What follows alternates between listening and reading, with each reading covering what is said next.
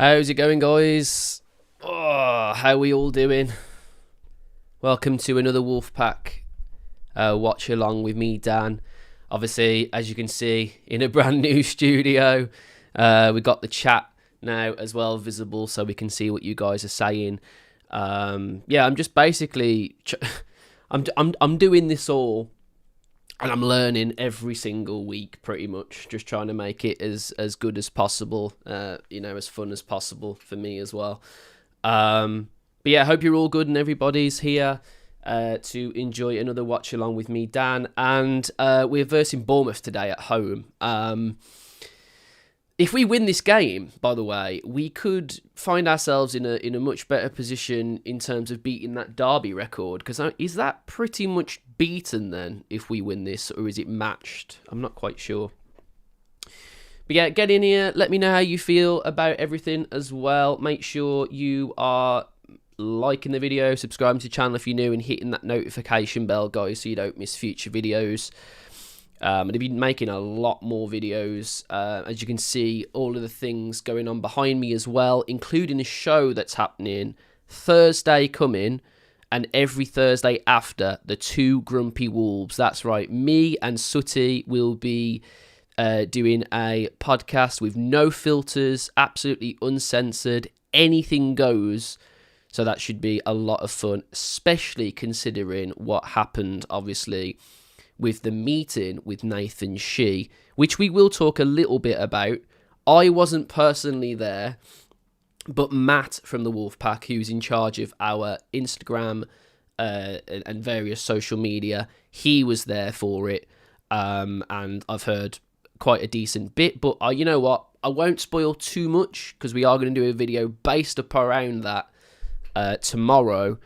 Myself and Matt, and then me and Sooty will be live on Thursday night, and Thursday nights every other Thursday night after that with the Two Grumpy Wolves. But yeah, guys, let me know how you're all doing in the chat.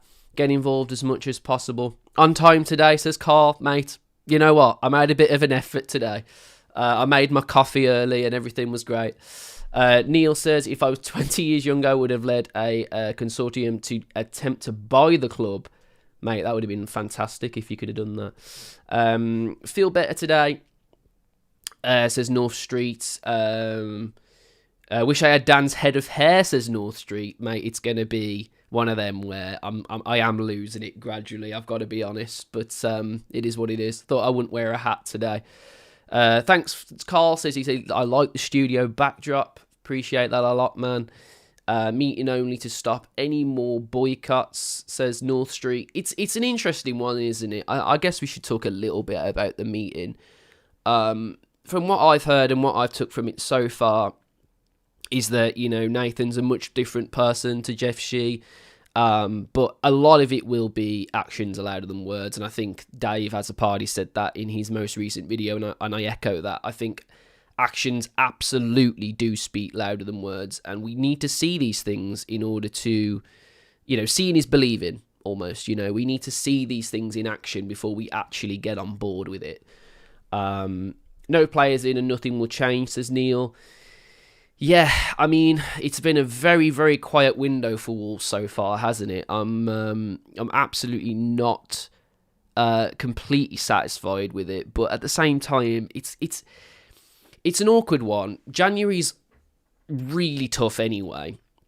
The fact that we're where we are in the league and the position that we find ourselves in means that players will not want to come here. They'll find any excuse not to come here, if anything. So I do absolutely understand as to why we're struggling to get players in. But at the same time, I think a lot of teams in our position would probably try and strengthen for next season regardless of the position. So it's put ourselves in a bit of a shitty situation. Obviously, we're only seeing outgoings at the moment. Strand Larsen's still very much in the mix and is on the bench today. But yeah, I'm not completely satisfied with the window, if I'm honest. I mean, can you blame Nathan Shee for that? Absolutely not, really. I mean, he's just come in and got his feet under the table, so that's going to be one of those where we have to give him time, really, unfortunately. But in terms of everything that I'm hearing so far, it's very much planning for next season instead of trying to stay in the Premier League. And to that degree, I mean, can you really blame them? How on earth is Wolves going to stay in the Premier League at this point? North Street says Adams' deal is off. I'm hearing that there's complications in it. I'm hearing that the player's not absolutely satisfied with the move. And I'm hearing that, it's probably not going to happen. But I have also kind of heard that this isn't potentially one of those that Wolves thought they'd get over the line, particularly this season, and potentially maybe it's something that they can explore when they're in the Championship. And it's one of those things. North Street says one more corporate man. Says, I mean, it is one of those, isn't it? I mean, he is coming from Fosun. We're not particularly keen on Fosun at the Wolfpack, and we made our voices completely heard at the meeting. We weren't one of these that was shying away at all. We were asking the questions and we were demanding answers, and things absolutely need to change, and hopefully that meeting is the start of that. So yeah, we'll see what happens. But anyway, the match today, we need to talk a little bit about the match today. Don't worry, we'll talk more and more about everything else, of course, as we go. But let's talk about how Wolves have lined up today.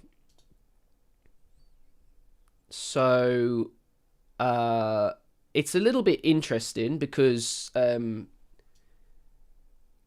a few changes, basically. And a lot of them are changes due to the fact that there's been illness in the camp. There's been unrest in general with some of the players.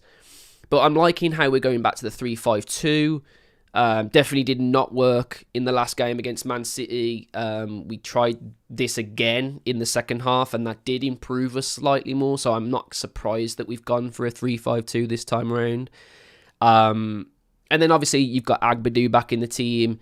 Santi Bueno moving over to that one to that side is intriguing for me. I wasn't completely sure as to why you'd move him to the side when Agbadou's better on that favoured left foot.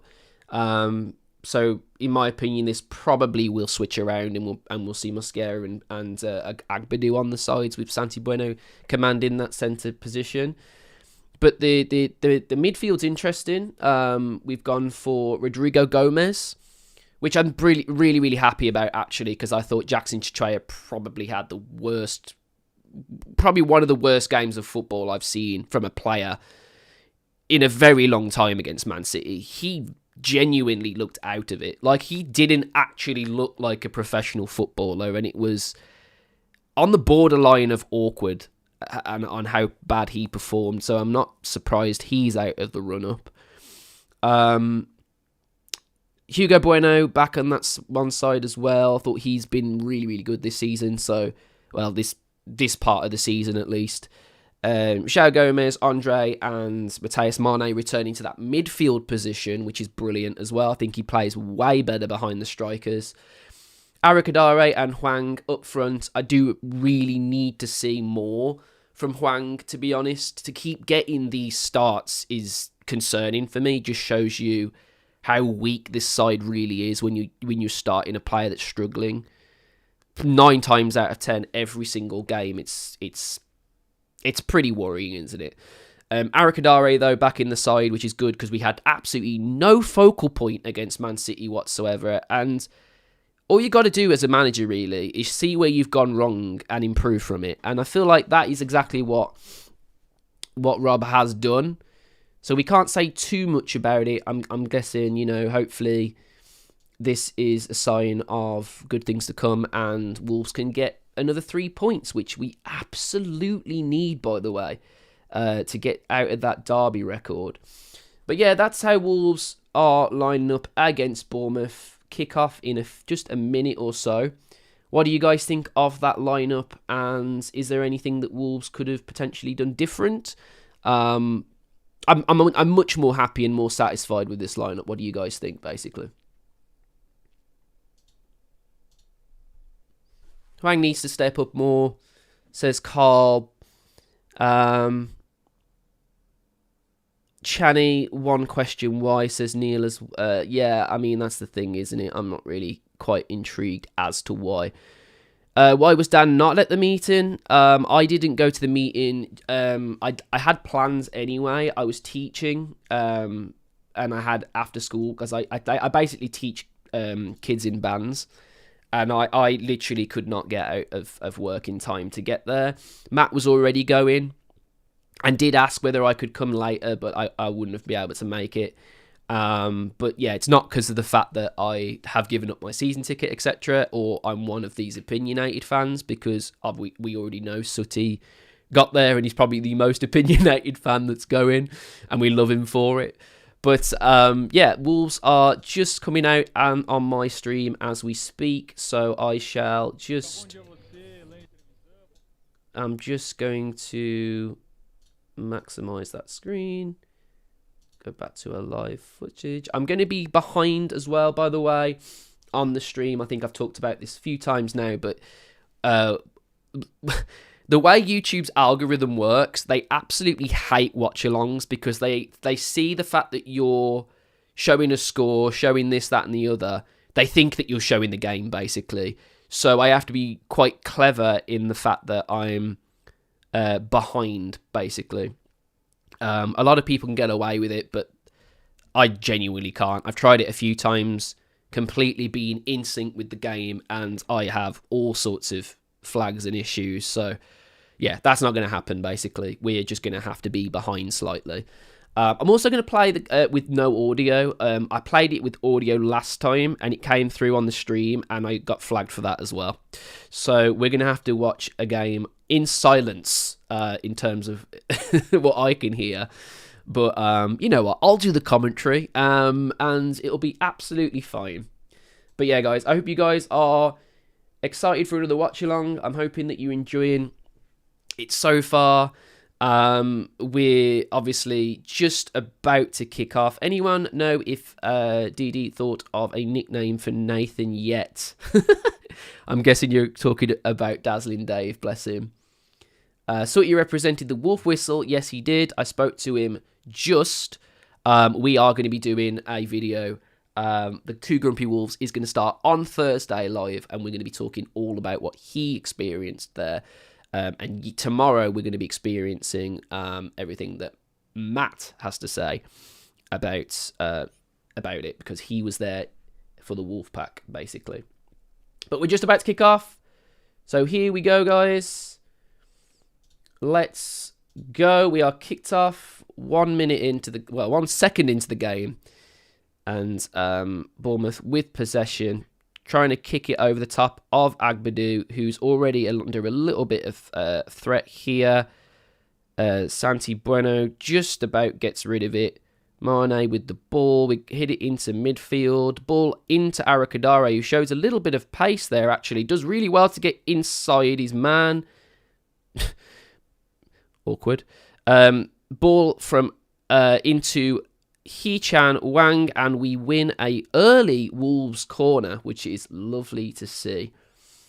Adam says, I am a big Wolves fan. Come on, Wolves. Absolutely, says Adam Danks 4106. North Street calls him Jeff Shee Mark 2, and you know what? Everyone's saying that. Carl says, I know about it all. I got the t-shirt. Ball in from the corner from Mateus Mane, goes absolutely nowhere. Hugo Bueno keeps it alive on the edge of the D. Bournemouth do manage to clear it, though, and they are on the attack. Yeah, the Wolfpack was there, Neil. Matt went in my stead. Yeah, I've heard a lot about his notes, and you guys will be hearing about what he has to say tomorrow on a video I will be recording with him. And then, like I've said 1,000 times, really excited for Thursday. We'll have Sooty and myself for the first episode of Two Grumpy Wolves, which I'm really, really excited about, because I love Sooty to death. And I just think he deserves a part of YouTube where he can say whatever he wants, do whatever he wants, and have his own space, basically. And I'm granting him that, basically, through the Wolfpack. What do I think the score will be? I think it's going to be a tight game. Bournemouth are a tricky team. They're a good run team. Got a really good manager.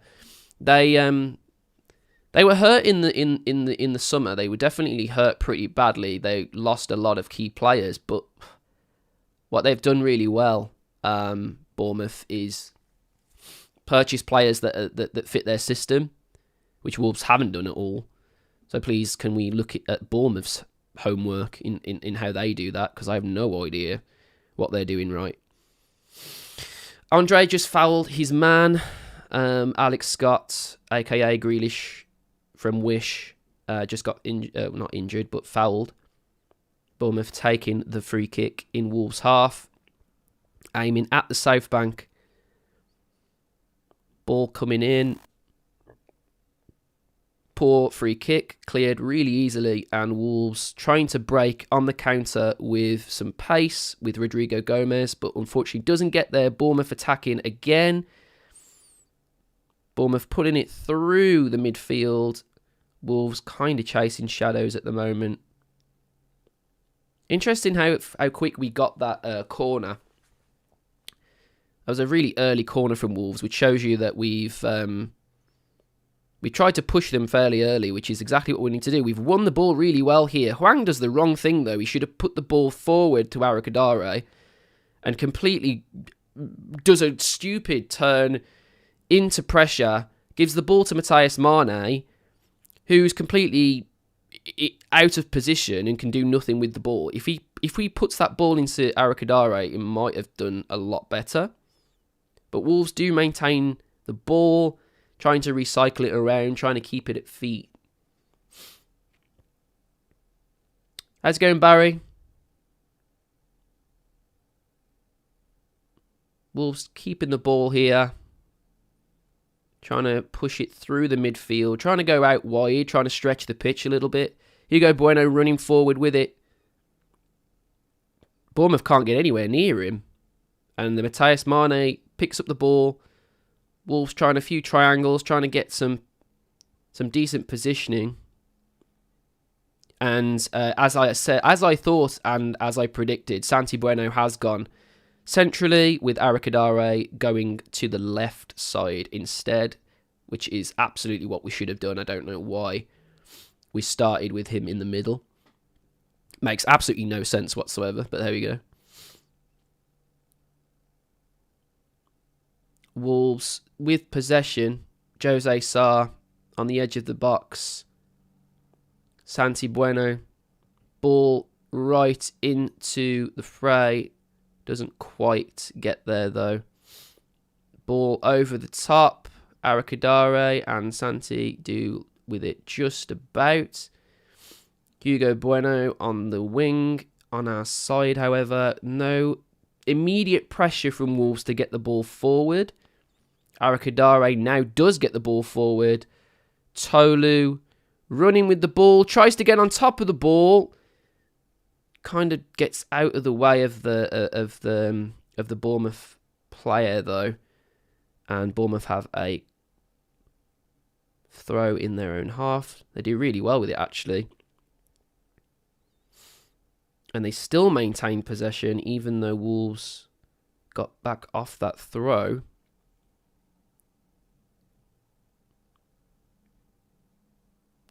Great ball in. It's got to be. Oh, lovely stuff. Matthias Mane heads a ball in from a lovely bit of play. An absolutely wonderful bit of play from Rodrigo Gomez. But the flag is up. The flag is up. VAR are going to check this.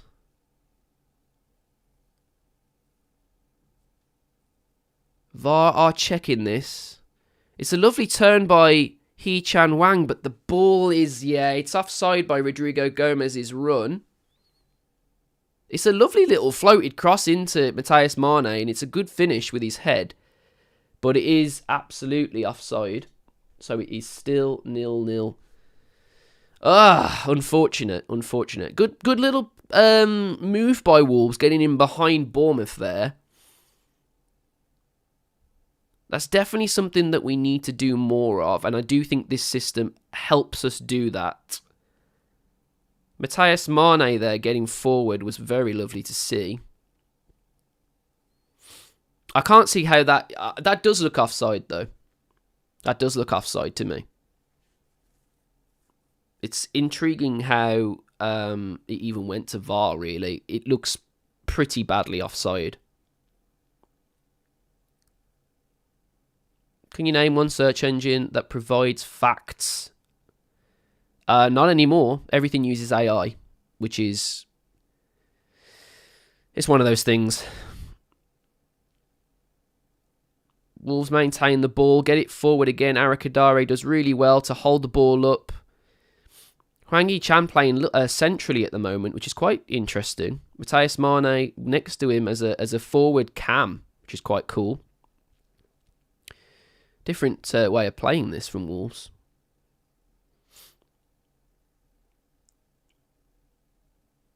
Yeah, North Street says, Fosun got us relegated, not the fans or the Duff players.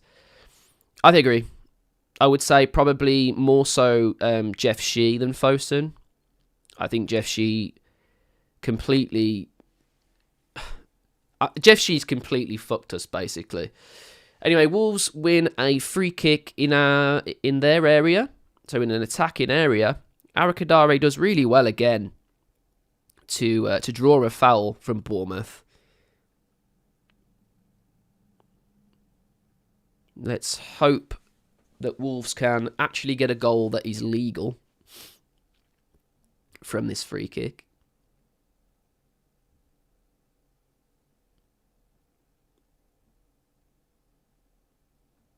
Ball going in. Arakadare keeps it alive, but he's offside.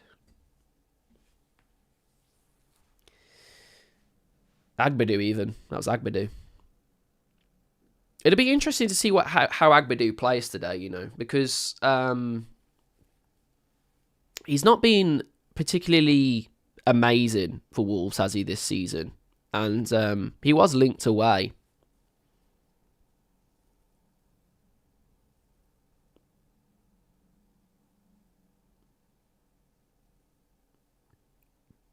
I completely understand why you're being cynical and critical, North Street, but from what I've heard, there was a lot of positivity in that boardroom, and it wasn't toxic positivity. For the first time in a very, very, very long time, Wolves board people were actually saying that they'd done wrong, and things were actually shit at the club.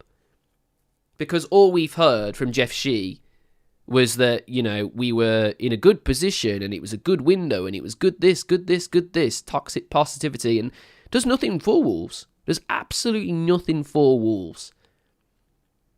I'd rather them tell us that we've done shit and give us a plan going forward, whether they actually go off that plan at all.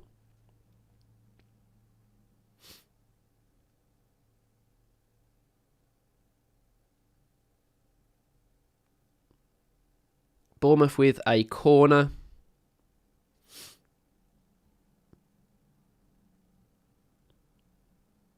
Whipped in. It's a good corner. It's kept alive. Wolves need to be careful not to foul. No foul, no foul, no foul. And an offside or a foul is given. An offside. So the flags at the moment, very much a massive part of this game. Disallowed a goal for Wolves if you're just joining us. And if you are just joining us as well, please make sure to like the video, subscribe to the channel if you're new, hit that notification bell. We're going to be making a lot more YouTube content for sure. Please as well head to our various social media at Wolfpack WWFC. Arakadare in! Oh, I'll tell you what, Rodrigo Gomez so far has done fantastic on that one side. He's done so well to get past his man again. Again, another player that needed more minutes for me. Obviously, he has been injured, so that does come into consideration. But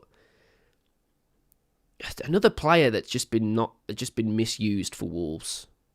I mean, you watch that first. Oh, what a pass, by the way, by Santi Bueno, right through the middle, straight to Matheus Mane's feet. Rodrigo Gomez keeping it alive on that side. Andre. That's a beautiful pass by Santi Bueno, straight through the heart of the midfield for Bournemouth, and it was Wolves on the attack instantly after that. Rodrigo with the ball again, running at players, something that Wolves seem to be allergic to. It was a ball over the top, a floated ball over to Hugo Bueno, but Wolves can't get there. There's a nice little floated ball over, actually, from João Gomez, just too close to the goalkeeper, and it's still 0-0 in this game.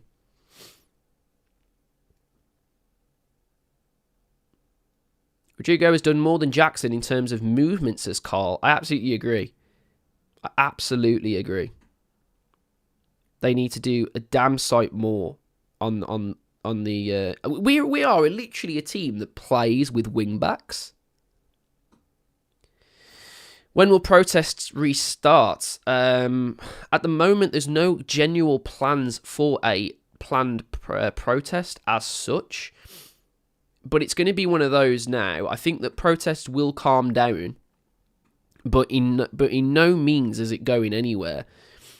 We'll still need to prove now to us as a boardroom, as this new interim managing thing that they're doing with Nathan Shee. They need to start to prove now that this 18-month plan is going to start in a good way. Pretty much. Wolves need to basically just improve in all departments now. But the protest thing is an interesting one, isn't it? Ooh, Bournemouth with a shot outside the box. But Jose Sarr watched it all the way. It looked fairly wide, to be fair, but it was a venomous shot. And he scored a lot of goals for Bournemouth. So I thought that might actually end up in the net. We've got to keep him really quiet. Is it Kupia? What's that geezer's name?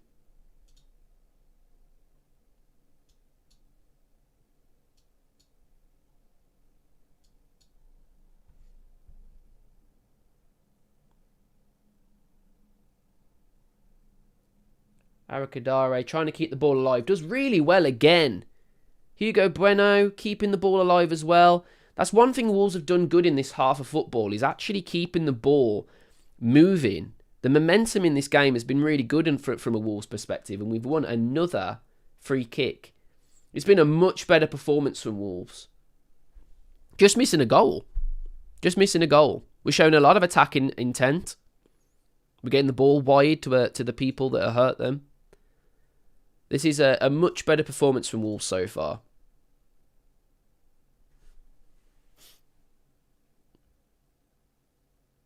But yeah, it's interesting. Everyone's going to talk about protests. And rightly so, because this has been an absolutely catastrophic season for Wolves. Neil says 18 months will be in League One by then. Well, we'll see, won't we? Like I said, this is all going to be stuff that they have to prove. If they can't do that, then that's when the anger will start.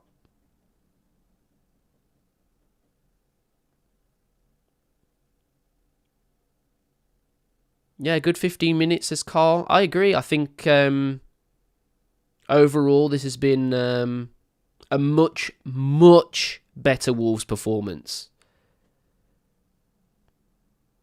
Even when Bournemouth have got the ball, Wolves have looked really hungry in the press to get it back. I'm watching so many tackles going in here. Not letting Bournemouth stay on the ball, which is great to see. Scarily Dead God says Wolves is the next Derby County. Well, in terms of points at the moment, you could probably say that. But hopefully, A few good wins will give us enough points to break that dreadful record that Derby have. Matthias Marnes looks so much better and playing further deeper. I don't know what I still don't know what Rob was doing against City on that first half. I still have absolutely no idea what his plans were. And I do think even Hwang Chan's had a decent spell of in this game. Thanks to him, that's where the disallowed goal comes from. It's a good turn. It's a good show of intuition from him to find the pass. And then, I mean, Rodrigo Gomez so far has been... Oh, what a tackle by Hugo Bueno. Wins it lovely. Beautifully timed. Runs at the opposition. Matthias Mane. Ball inside. Oh, what was that? Everything was perfect there. And then, Matthias Mane with the effort from further out.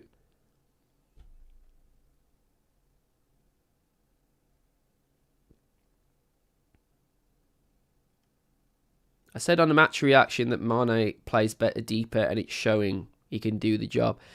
He's not one of these. He's not. It's interesting because he's got a lot of attacking intent in him with his play, but he's not one of these players that particularly is one of those ones where you want him to be running forward with the ball. He's more one of those that picks the ball up and does something with it. He's a playmaker, in my opinion. He's more of a cam, really. It's weird. Because that's not how he played in the under-21s at all. He was very much a winger in the under-21s.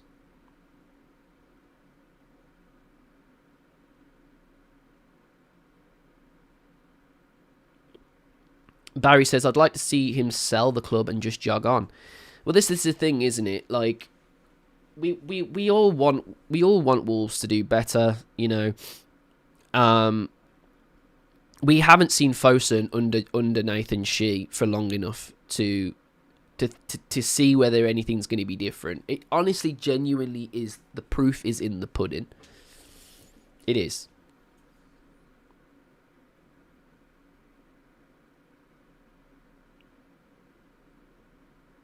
From what they've done to us, it's been an absolute catastrophe.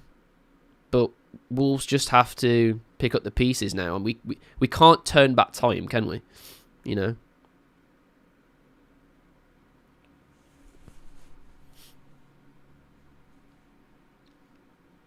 Cameron says the only good thing if we do go on to have double drop would be the fact that Fosun would definitely sell up then.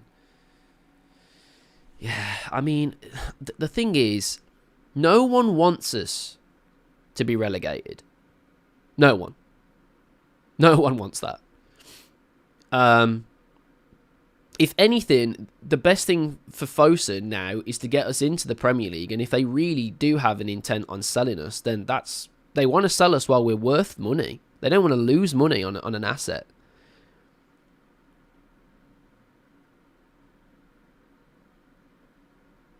Well won, well done, great tackle. But unfortunately, Bournemouth, jammy as they are, managed to just about get the ball back. But that was beautiful from João Gomez, how he won the ball in the midfield there. I don't think Ariola's happy with the way that his team's playing at the moment. Well, it's all due to the fact that Wolves aren't letting them have any of the ball, and Bournemouth are very much a possession-based team. And they just haven't had much possession. Let's look at the stats so far. 21 minutes in. Let's look at the stats. So far, look at that. 50-50 from a perspective of possession. Neither team doing much with it. Wolves with the only shot on target, which was probably the goal that was disallowed. But in terms of how Wolves have played so far, honestly, I genuinely don't think we've been awful. I think we've done really well so far. We just need that goal.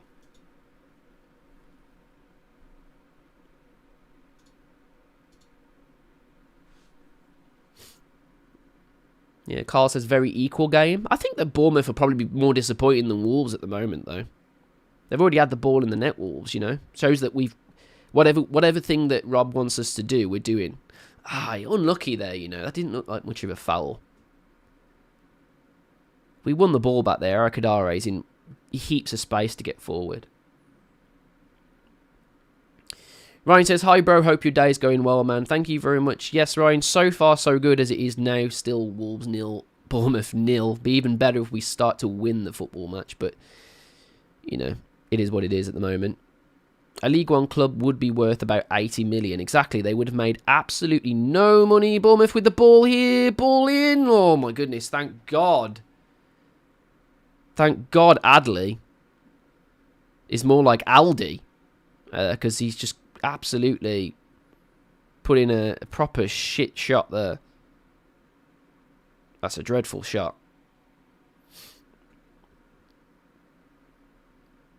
Prediction, I'm thinking probably a tight game, but I think 2-1 Wolves. 2-1 Wolves. I think there'll be a lot of goals in the second half. I think the way Wolves are playing at the moment, though, the way we're winning the ball back. Joe Gomez in lovely amounts of space. Andre wins the ball. Matheus Mane trying to shoot. Ball is still alive. Everyone's on side here. If we can just about... Oh, my God. Oh, fuck's sake. Oh, Hwang-Hee-Chan again on ice. Literally, this guy is playing fucking Disney on ice. Slips over, gives the ball away, and now Bournemouth are on the attack from a Wolves attack where everything looked like it was only leading into a shot on target for Wolves, but for some reason Hwang-Hee-Chan just decides to fall over and give the ball away. I'm not going to be too harsh on Hwang in general though. So far, like I said, he was the guy that was created the chance for the disallowed goal, but he's just got to do a lot better there. Oh, ball in! Oh, Arakadare!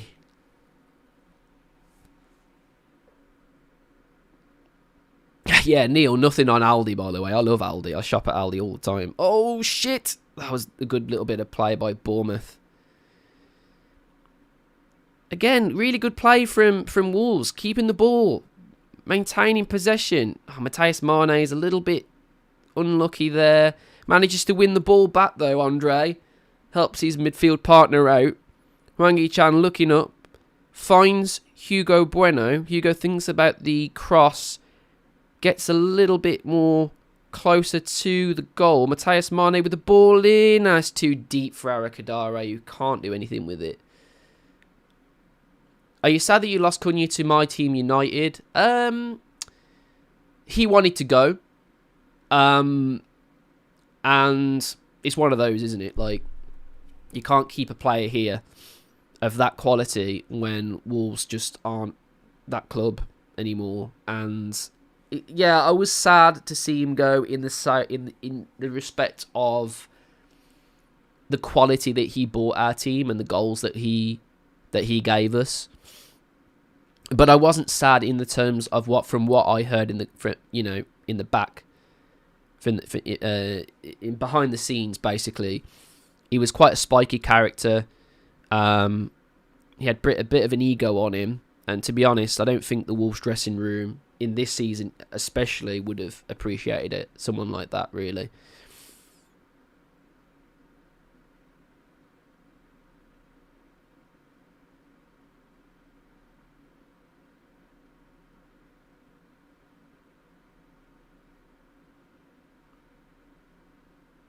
Barry says Hwang-Hee-Chan has got poor eyesight.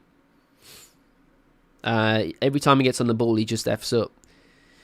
I mean, he hasn't been awful in this game so far, to be fair. He's linked up pretty well in that deeper role, but it's just... Sometimes I just think he's a little bit naive and doesn't think he's got as much time on the ball as he has. This is beautiful from Wolves, by the way. The midfield at the moment has been fantastic at getting the ball forward. It's a bit naive from Mosquera to think he can make that passing back into the midfield, but Wolves maintain the ball. That's a poor pass forward from Santi. But now Andre gets a lot of time there to pick his pass. That's a poor touch from Hugo Bueno, and Wolves are getting pushed back a little bit more here. Arakadare to Jose Sarr. And Wolves maintain the ball, which is brilliant. Why is Channy still in the team? I think it's just the fact that on paper he probably is the best player in that position. I don't think it's not down to him really in terms of Wolves. It's just the fact that we've got a very poor team. There's not enough players to choose from. That's a shit pass from Hwang Hee-chan, for fuck's sake. Just as I start being fucking good to him, he hooks a pass without looking straight to a Bournemouth player. Fuck's sake, man. I'm trying to help you here, dude. I'm trying to fucking help you. I'm trying to defend you somehow.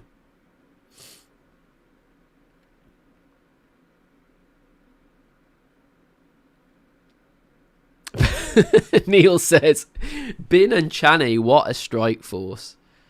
We can't be too harsh on Bin because he is going to be an academy prospect. He's not going to be a signing for the first team, so we can't be too harsh on him. We do need to improve our academy, by the way. It is absolutely terrible at the moment. So I don't blame Wolves for buying some younger players. Tejas Mane, come on, man. You've got to be a little bit more clever there. You've got someone further out which you could have helped you there. I think Matthias Mane sometimes is a little bit greedy. But that is another shot on target for Wolves at least.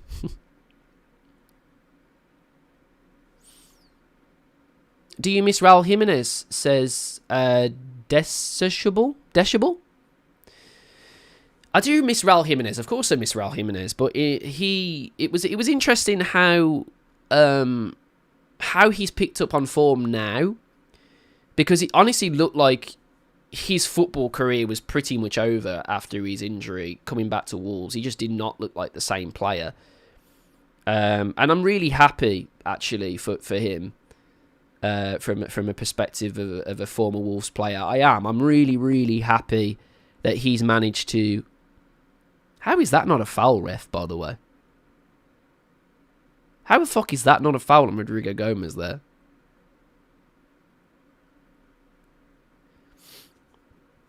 Anyway, yeah, I'm gutted to lose Raul Jimenez, of course, but you know what? I'm happy for him.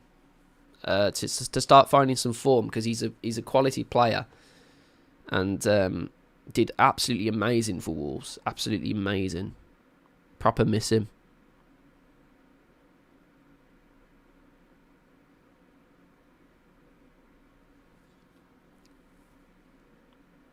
Might as well back Diego Costa. Yeah. I think what Diego Costa did give us, though, is that much needed kick in the arse in terms of the dressing room. I think he did give a bit of flair in terms of leadership. That's probably the only good thing he did, though, really. I mean, Matthias Mane wins the ball up here. Come on, do something with it here, mate. Ball in. That's a shit pass. Just about does something with it, though. Arakadare does really well to maintain the ball. Tries to play around about 4 different defenders and just isn't the player that can do that. Yeah, Matthias Mane sometimes just... I do question him sometimes, but I mean, he's still, 18 years old? It's tricky to judge a player that young, of someone with that, lack of Premier League experience. Bournemouth with possession here, playing it out wide. Wolves sitting back a little bit here as well, which is a bit unusual. We haven't done that for the majority of the game, but we are seem to sit back a little bit here, which is a bit unusual. Why are you letting them have so much of the ball all of a sudden?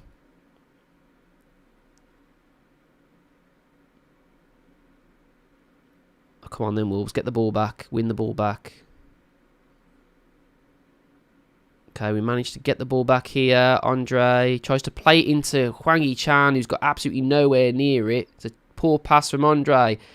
Bournemouth cutting us open. What a finish. What a finish.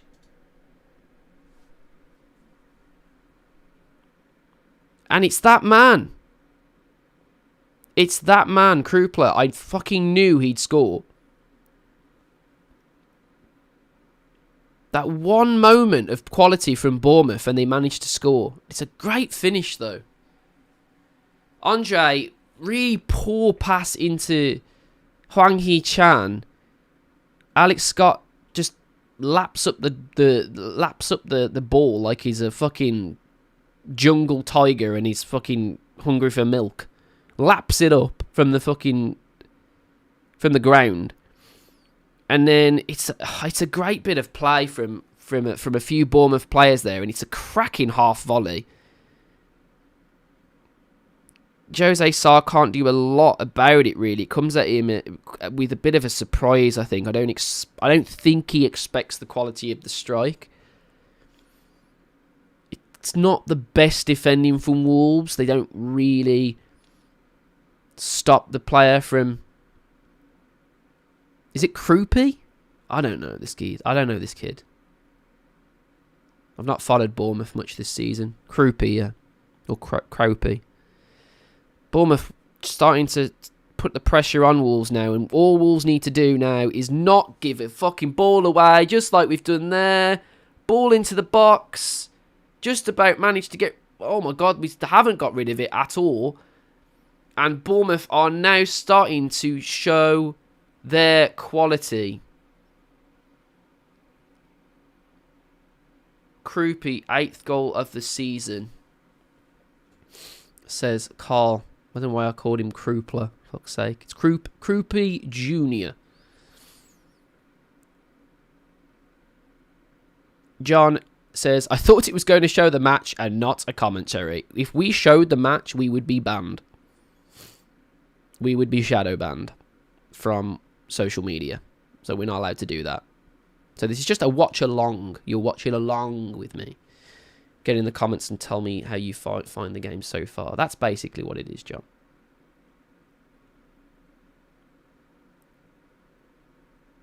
Managed to keep the ball. Andre does pretty well there. Just about finds Matthias Mane with a bounce from the pass. Matthias Mane doing everything he can to win the ball back, but does foul B-Tech Jack Grealish. So unfortunate from a Wolves perspective, because I did think Wolves were pretty good in this half of football. We did have the ball in the net at one point, and it was disallowed for offside, and rightly so. And ever since then, Wolves have looked pretty bright, winning the ball high up, just like we're doing now again. So as long as we keep the game plan, I do see us getting a goal from this game. But we just have to not lose our heads now and have this be a bit of a fucking nightmare. I would be pretty happy just to go in at 1-0, to be honest, if anything. Because after that goal from Bournemouth, it does look like they've got a bit of wind in their sails. Croupy signed from Leyton Orient for 12 million. Shit. Wolves missing out there again. And Bournemouth again showing what good business can do.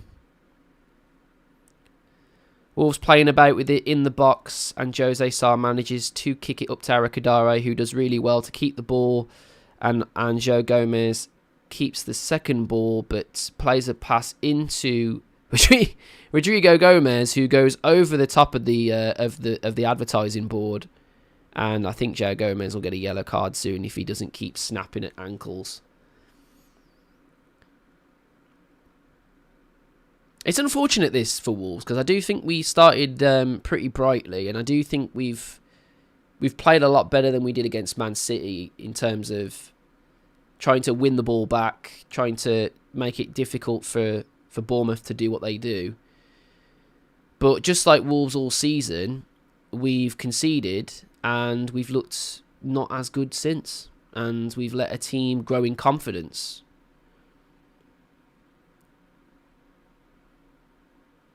I just hope... I've got like this ray of hope today that I just see us getting something from this match. But maybe that's just me.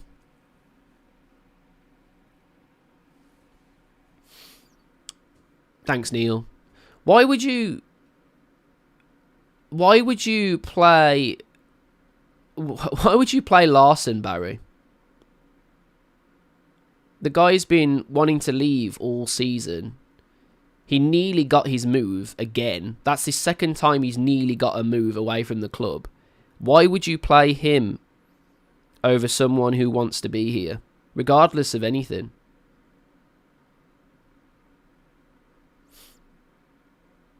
I just don't see. I don't see why you'd want him on playing right now. I do see him coming on later on for sure, but I guarantee you, he'll just play because he has to play. He's getting paid. He doesn't play for the badge.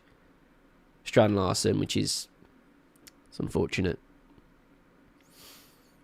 Bradley Dutton says your graphics are insanely good, bro. I love it. Thanks. Love from an Everton fan. Thanks very much, man. Yeah, I've worked pretty hard on the graphics for this watch along and watch alongs going forward.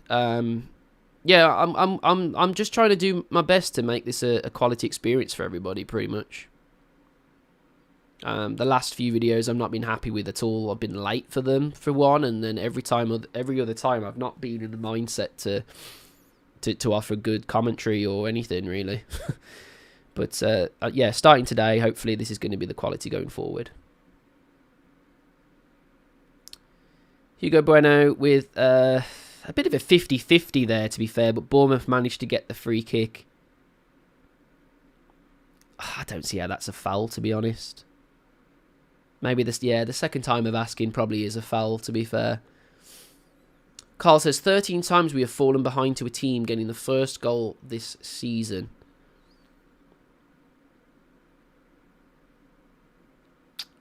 Yeah. I mean, that says it all, doesn't it? I do think we've defended fairly well, though. Thanks very much, Bradley.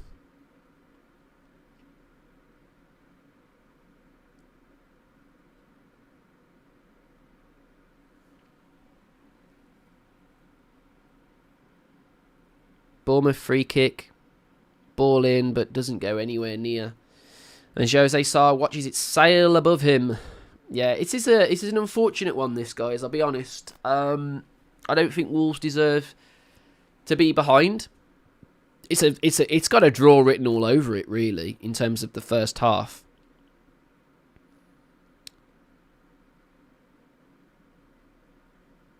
Thank you so much, North Street. I appreciate that, mate. If you're just joining us, please like the video, subscribe to the channel. Do all those things as always. Head to our social medias at Wolfpack WWFC for all the news and everything you need straight away as it comes. No, the movement's been really stagnant this last 5 minutes. We seem to have gone back into our shell a little bit here. We're letting Bournemouth have the ball a little bit too much for me. But Wolves maintain it, and it's a good little interception actually from our Agbadu. Mind went blank then. Just one of them today. They just want to go. I don't rate Edwards, says North. But the club has done FA to back him. The thing is, I'd be interested to see whether the club would have backed him at the start of the season, because they gave Vitor Pereira the keys to the club pretty much, and Teti, and just said, "Yeah, do your thing." And Wolves turned away a lot of good talent because of that. And we basically just went for... Oh, shit. Ball in. Jose Sarr, stay on your line. Where the fuck are you going, mate? Oh, actually, it's a brilliant save by Jose Sarr. My bad, bro. Great save from Jose Sarr. Bournemouth were in there. And Jose Sarr was caught in no man's land, but he does absolutely love... honestly, this is a beautiful bit of goalkeeping from Jose Sarr. Because he completely plays... He does everything the defender needed to do, which was play the attacker out wide. And none of the defenders do that. And Sarr basically becomes a centre fucking defender there, in the fact that he shows the player out wide.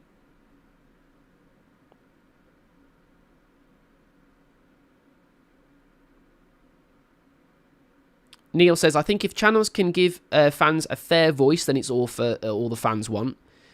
I know that Dazin Dave's going to get some stick because he's one of the people that really, really always is so positive and he's so, you know, one of those people. And you do need those sort of people.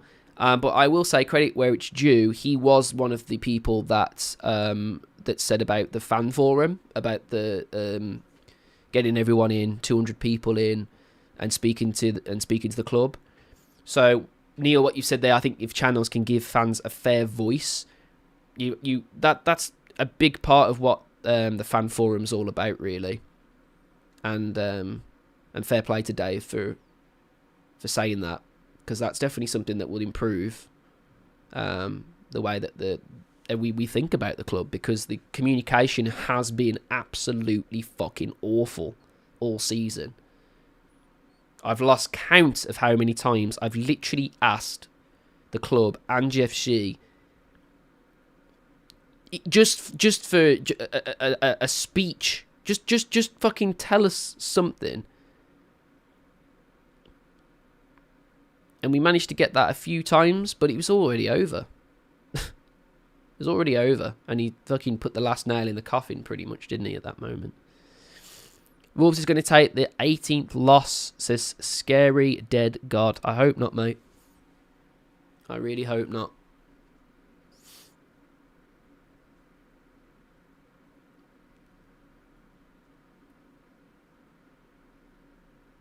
You're not being an idiot at all, Barry. You're giving yourself an opinion about Larson. I completely understand. Everyone is entitled to their own opinion. You want Larson on. He's got... I mean, like you said, he's a £15 million player. Well, why isn't he playing? And the answers to those are why he's not playing. But you absolutely have entitlement to question as to why he's not playing. Of course you do.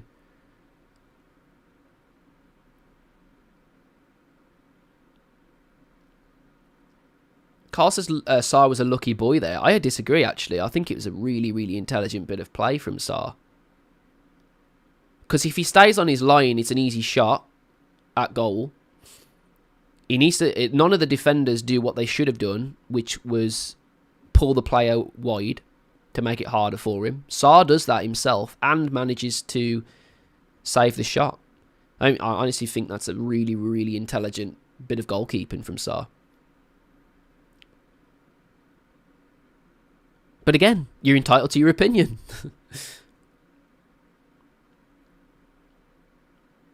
Can anyone tell me out there, do you think we're going to lose our goalie? I really hope not, to be fair. I just don't see... I don't see a quality replacement, to be honest.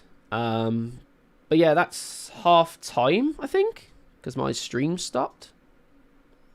Is that half time, guys?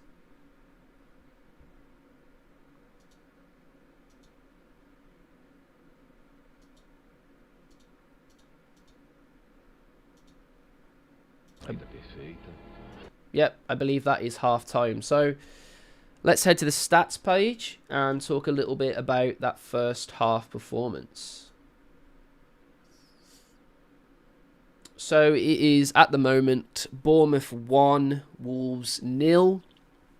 And I think Wolves are unfortunate. I really think Wolves are unfortunate in this game so far. I think we've shown some good character to win the ball back in higher areas. We've shown, good quality in winning that second ball. We've won a lot of the midfield battles. Some of the passing has been really fluid. We had a goal disallowed, which could have completely changed the dynamic of the game, and it was disallowed for the right reasons. It was definitely offside. And unfortunately, we're down 1-0 to a really good finish from an informed player. Krupi with a fantastic finish. And yeah, it kind of is Wolves' undoing, because Andre probably needs to think about that pass a little bit more to Hwang Hee-chan, who's absolutely nowhere near it. Alex Scott mops up the ball, and they play a lovely little bit of interplay through our defence. We're probably caught ball watching a little bit, to be fair, and I don't really blame us for that goal in terms of Jose Sarr. I don't think he's going to get anywhere near that. I think it's a really, really, really good finish from Krupi on the half volley, and yeah, that's where the goals come from. In terms of stats for Wolves, as you can see, it's been fairly even, but I do think since they've scored, they've shown a little bit more quality. As you can see, Bournemouth have increased possession and do look a little bit more threatening. Their shots went up considerably. They've now had 4 shots to Wolves' 3. They didn't have a single shot before that goal went in, by the way. So it just shows you just how much the scales have changed in favour of Bournemouth. But yeah, 2 shots on target for either team. 1 big chance for Bournemouth, and they put it away.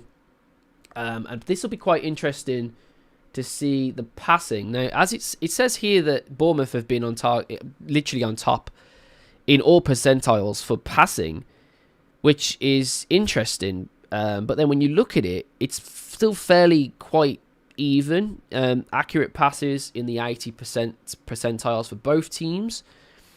And I think that's where we've seen quite a chess match, really, in terms of this game from an attacking perspective. I think the passing has been pretty on the money for the most part, but the possession has obviously led to this stalemate that we see.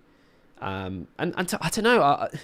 Now Bournemouth are ahead. Do I change my 2-1 prediction?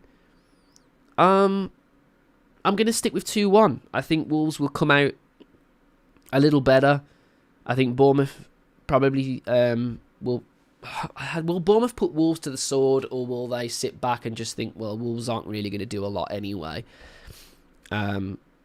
This could also be a draw. This easily could be a draw. But Bournemouth, again, showing that quality from players that they've picked up in the window are doing well for them. And unfortunately, that's something that Wolves just haven't done enough this season. We're not seeing enough quality from the players that we've bought in, and ultimately that's where we're left. No soul in the club team. Thank you, Jeff Shee, ex-manager, ex-sporting director. You muppet. Absolutely agreed. Absolutely agree. Jeff has.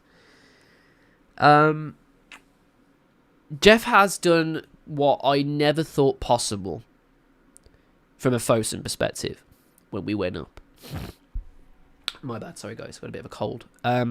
He has done what I just genuinely didn't expect when we went up with Fosun in charge. I just thought that this was going to be it, and unfortunately, it's been a downward trajectory ever since COVID, and we just haven't progressed since then. How Bournemouth progressed after they binned the PE teacher, says Neil. Yeah, I mean, Bournemouth have done fantastic, haven't they, really? I remember them struggling pretty badly when Nuno was in charge of Wolves, and we always seemed to have their number. But then ever since those heydays, they've always been a bit of a bogey team for Wolves, really. And And it just goes to show, that they've gone one way, Wolves have gone the other. And we've seen that so much this season. Every time we play a team, I'm always saying the same things. But unfortunately, that's just where we're led at the moment. We're used to losing to a point where it just becomes one of them things. And it shouldn't be. We should be angry. But we're just apathetic, I feel apathetic about losing at the moment. But I do think Wolves have played better in this game. What do you guys think of that first half performance?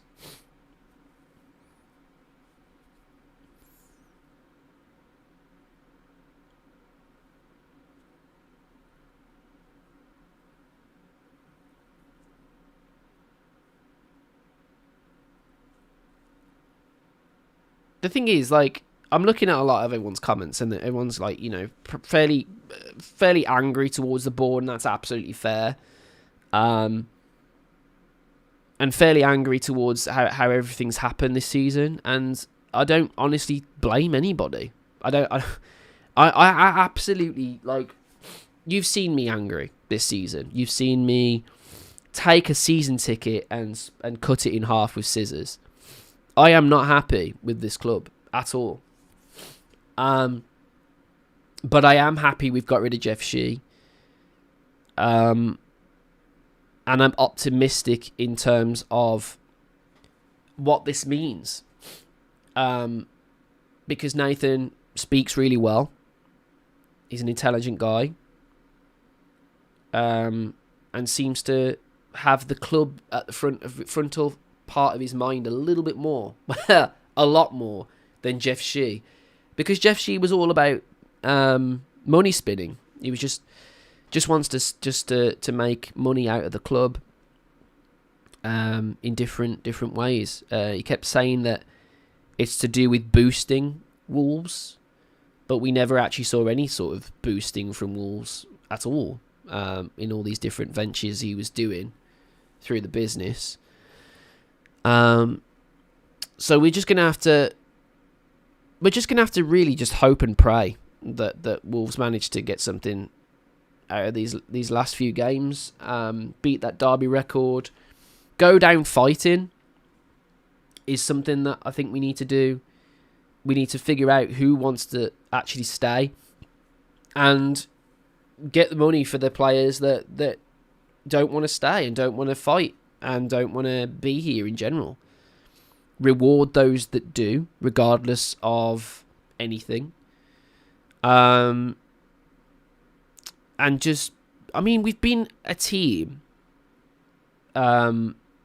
since this turn of form that are hard to beat. Only Man City really have made us look pretty shit in terms of conceding goals. And you're going to get that anyway.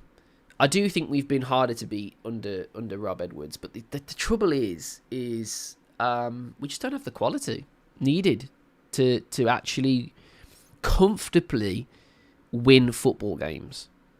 And that's where we're at. That's honestly where we're at. And some players absolutely should be better and, should be performing a lot better.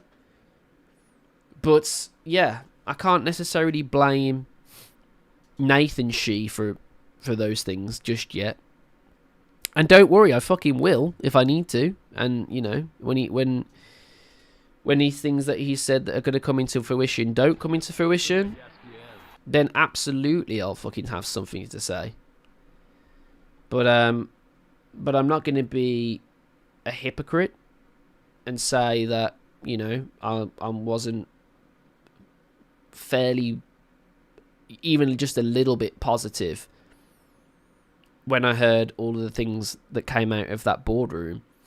There was a lot of, yes, we've done this, and blame, a lot of blame on themselves, which, if you've watched my videos about Jeff Shee, that never was a thing. He never, ever blamed himself. He never blamed the club. He never blamed himself. And he just put a toxic positivity spin on everything. And we just got tired of it. Honestly, everybody has got tired of it. And now we're left where we are. But yeah, do you think Wolves need to make any changes in the lineup in the next half of football? I don't particularly think anyone had an awful first half, really.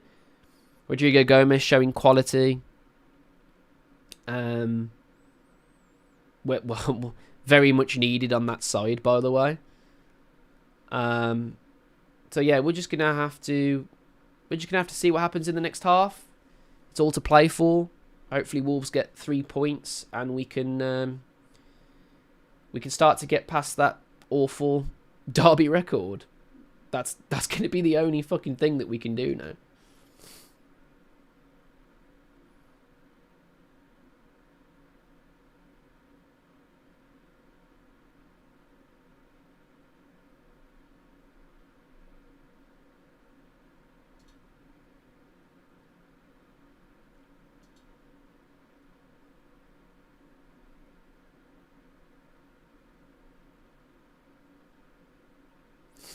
All right. I think we're just about to kick off again.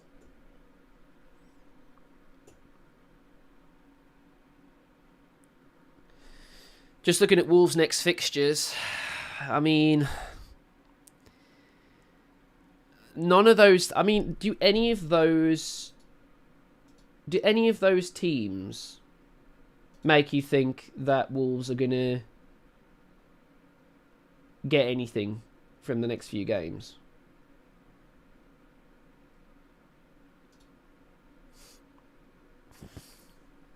We've got Chelsea at home, which in the past we've done well against Chelsea, but I just can't see it. Forest, we never ever get anything from. Then we've got Grimsby in the FA Cup, which could be interesting. Palace, that's a hard fucking match. Villa, and then Liverpool. We could be. I mean, we could live in a world where we get relegated by Villa.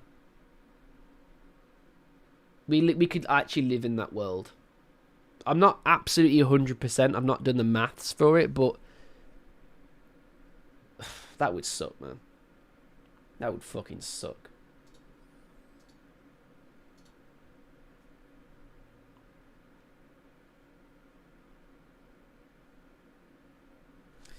Dan, say we only win 2 more games, would you sack Edwards? The problem is with Edwards is the fact that I genuinely think he's the caliber of manager that we're going to get if we go down anyway. If we go to the Championship, are we going to get a better manager than Rob Edwards? No. We're not. We absolutely aren't. And I still don't think we've played as bad as Vitor Pereira's Wolves. I genuinely don't. We would be absolutely dominated in this game with Vitor Pereira's Wolves. So say what you want, but it could be a lot fucking worse. Alright, we're just kicking off. And we're in the second half of the game against Bournemouth at home. Bournemouth starting well, getting wide, going round Agbadou like he doesn't even exist. Oh my god, and forcing the save from Jose Sarr. And Agbadou there literally looked like he was running in cement. Like literally, oh my fucking god. They have come out of the traps, all guns blazing. Neil says the improvement is down to Rui Silva. That definitely could be something for sure. That definitely could be something for sure. You know, he's a good coach. Well done, Agbadou. Fantastic defending there from the corner. And Jose Sarr kicks it far, but doesn't meet a Wolves head, and Bournemouth are back on it again. Wolves doing well to win the ball again. It's exactly what they did in the first half. And I stick to it. If Wolves can keep winning the ball off Bournemouth and making the game hard for them, I don't see why Wolves can't get something from this game. I don't. No changes at half-time, says Carl. Nope, no changes at all, mate.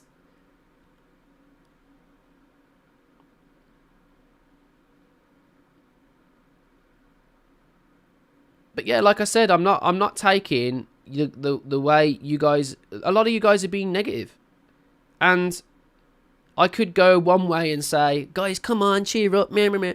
Why? What is there to cheer up about? You're being honest. You're being genuine. You're literally saying it as it is. It's fucked. We're still losing football matches. We've only got one win this season. We still haven't beaten Derby's record. We're getting to the point where the club are literally asking fan channels to be involved. That's a good pass from Agbadou. It's got a lot of fizz on it, but we do pretty well to maintain the ball. Matthias Mane and Hwang Hee-chan goes down there, wins a free kick. Carl says, I try and be positive as we can and get something out of this game. The thing is, being positive about Wolves, playing, of course we're going to be positive about that, because we want to see Wolves winning. We want to see Wolves doing their best. We don't want to see this turn of form and turn of events from the Nuno era. We don't want to see that. We want to see a team progressing, and we just haven't. So I absolutely understand why you guys are angry. And that's why you guys are here.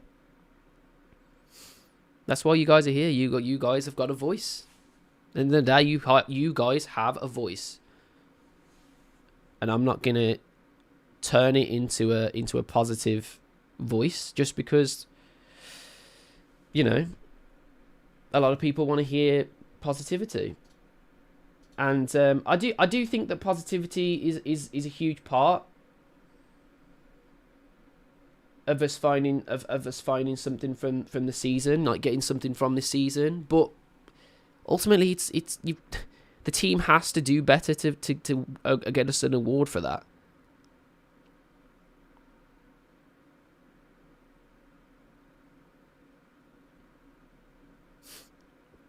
Come on, Wanderers. We're 1-0 down to Bournemouth. A team that in the last game, by the way, beat Liverpool. Let's just say it as it is. Bournemouth are not a bad team. And we probably should lose this football match. And Bournemouth will probably be saying, job done, if they win. But Wolves have to do something here. We have to get an early goal to make something of this game. Arakadare doing really well again to win the ball back. I think he works really hard, Arakadare. I really do. I think he works so hard to win the ball. Good turn from Hwang. Does really well to find Rodrigo Gomez. Rodrigo Gomez to Hwang. Nice little bit of interplay. Matthias Mane trying to stay on his feet. Maintains the ball just about. Ball in from Rodrigo Gomez isn't good. Bournemouth with the ball. Clear the ball. And Santi with a great touch, actually, to be fair to him.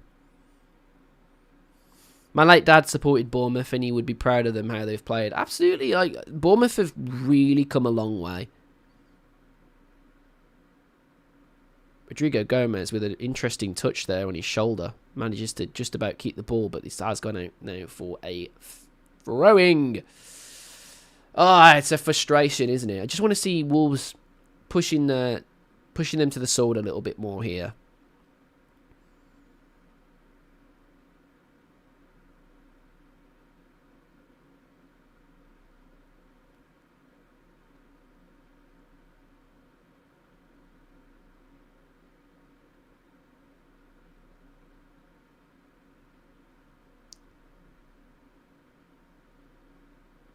Come on then, lads. Let's show something. Let's show something.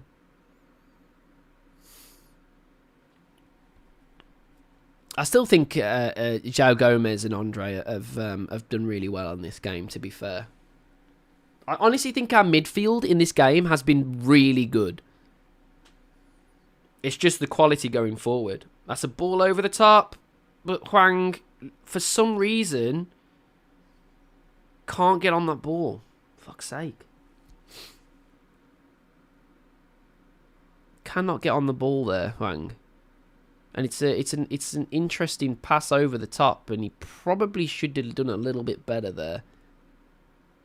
But Santi Bueno manages to keep the ball.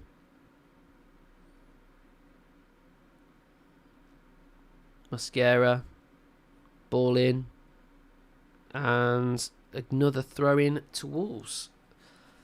Frustrating. I feel like Bournemouth are just sitting back and just allowing Wolves to just tire.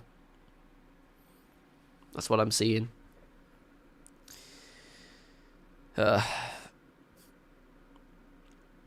North Street says he doesn't agree that Edwards has improved us. I disagree. Our only win of the season was under Rob Edwards. We then went on a 6-game unbeaten run. And then I was watching us lose convincingly to Leeds, convincingly to Sunderland, convincingly to Bournemouth, to Burnley. I think he's improved us a lot. I think he's made us more solid. I think he's made us better at defending set pieces. I think the movement's a lot more positive when the ball gets further into that midfield. I think the midfield has been improved a fuckload, by the way. We never won midfield battles, ever. We lost every midfield battle under Vitor Pereira because he relied on a 2-pivot system that frankly never fucking worked. It never worked. 2 pivots, and that's it. No outball through the midfield whatsoever. No running. That's a good touch. Oh, unlucky. Don't shoot, don't shoot, don't shoot. Do not fucking shoot, Hwang. Okay, good. João Gomez on the ball. We just win us a corner there. That's a decent ball in. No one there. And it's, oh my God. Who is that for Bournemouth? Fuck me, that's good defending. Andre, though, wins it back again. This is what Wolves have done all good. Literally all this game. Wolves have won the ball back really well.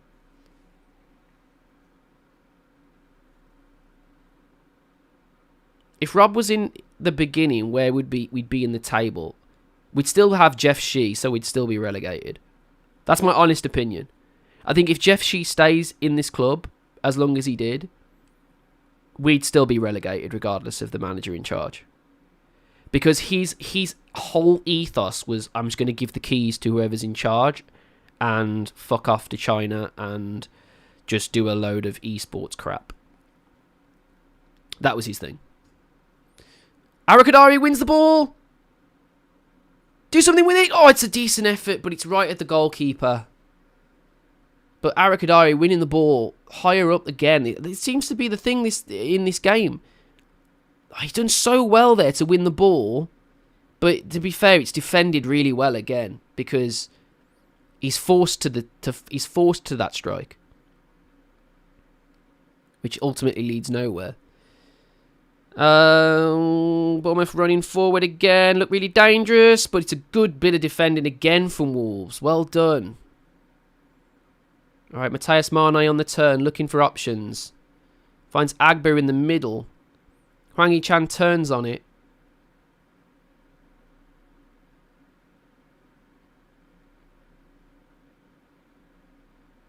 That's it, that's a foul, that's a foul. Well done, Matthias Mane, good job. Well done, mate. Matthias Mane winning another foul for Wolves. Maintaining some threat from an old goal perspective. And to be honest with you, like, I don't think he looks out of place. Matthias Mane against Premier League opposition does not look out of place. It's fucking mad.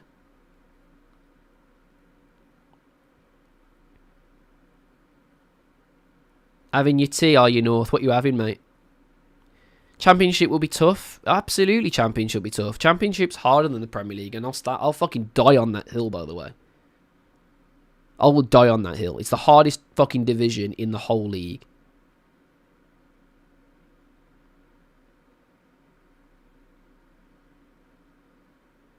Cameron says, how is Dan's feet ahead of mine? Jesus Christ, bro. Wait, are you fucking watching from the past? The hell are you doing? We win the ball again, though. Matheus Mane looking forward for it. Pushing the back, ref. That's got to be a yellow. That's 2 in a row.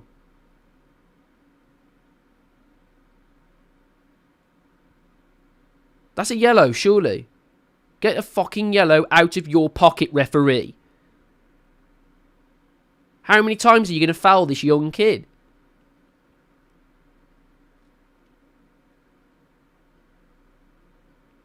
Agbadu with a high foot, but fucking... B-Tech Jack Grealish goes down again. Fuck off, man.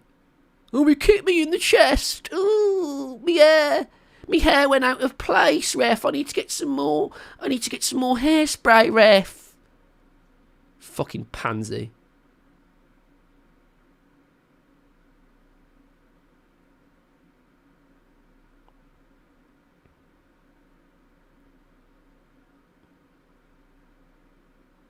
How the fuck is that not a yellow card? Oh, that's a... Who fucking took that? Who took that free kick? Who took that free kick? He literally just passed it to the goalkeeper.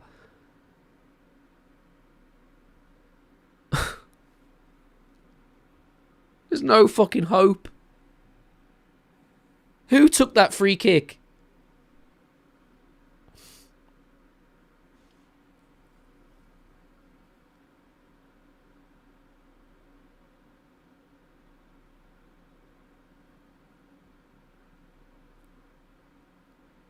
Alright, book him then, ref. Book him then, ref. Fuck me, has he left his cards at home?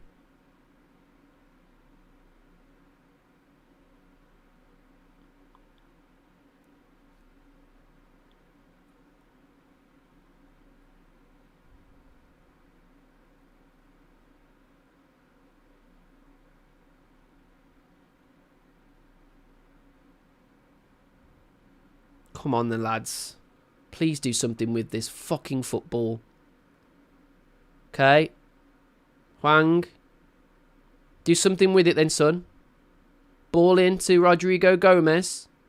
Ball over. Tries to keep it alive.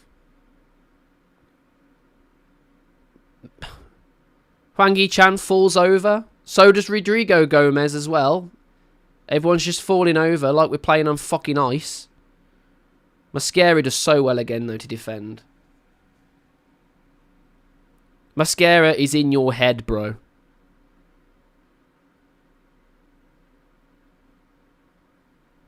How the fuck is that a yellow, ref? How the fuck is that a yellow, referee? He's just given Mascara a yellow card for leaning on a fucking player, and he just topples over like he's made of fucking poppadoms.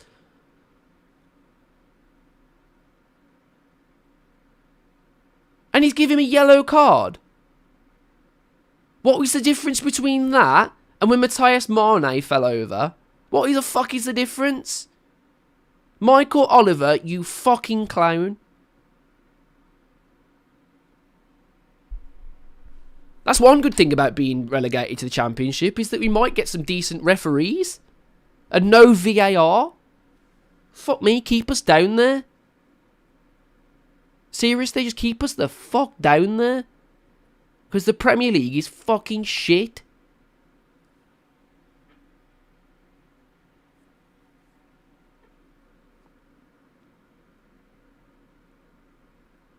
Bournemouth with another corner. Taking their fucking time, by the way. Croupy with a yellow card. Just hurry up and take the corner, you fucking afro-wearing twat. Looks like one of the Jackson 5. Ball in. Just about get rid of it. It's a decent bit of defending for Wolves, but fucking me. Fuck me, man. The quality in this fucking football team is so bad. Oh my god. How is a Premier League footballer standing on the football?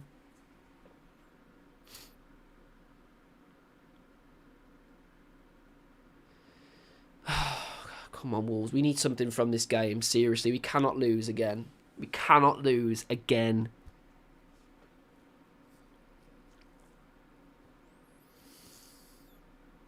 Mascara puts it forward into Andre. Andre goes back to Santi Bueno. Santi Bueno to Arakadare. Arakadare brings it out wide. And we're just passing it around like we're winning ourselves here, guys. Wasting fucking time ourselves. The ball goes all the way. Hwangi-chan, good touch. Hwangi-chan finding Arakadare. Ball over the top. And oh my fucking god.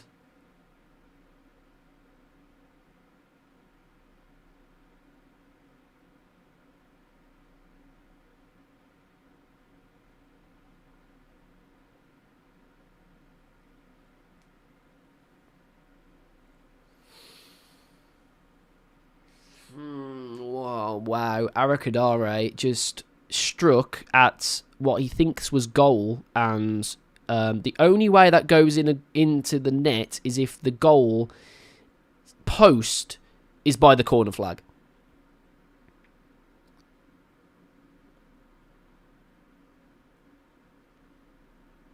At this time, Carl, you have to think about attacking, so I'd probably bring Strand Larsen on, as much as I don't really think it's going to matter.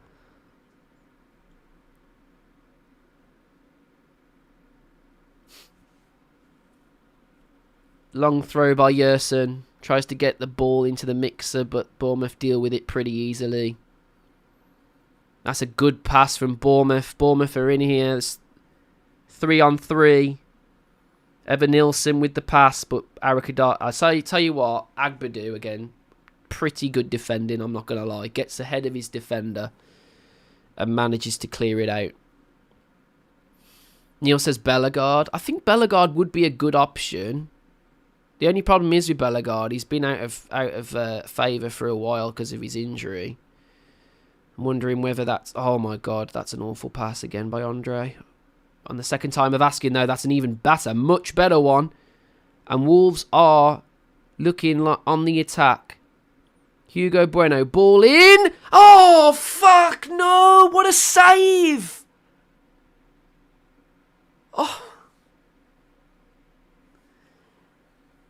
Everything right there. Everything right. Everything was right there. Hugo Bueno, delicious ball in. Oh, he's got to score. He has to score that.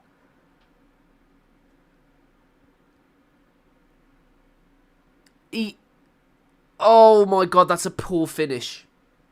That's a shit finish. I'm not going to lie to Tolu. But he has to score that. If he goes either side of the goalkeeper there, it's 1-1. Fucking hell. I thought it was a good save. It's not. It's just straight at the goalkeeper. Everything was right with that move. Everything was correct. And yet, we still don't have a fucking goal.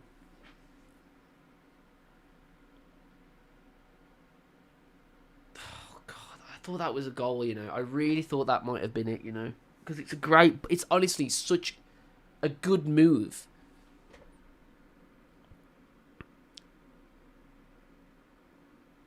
Ball's bouncing around in the box here.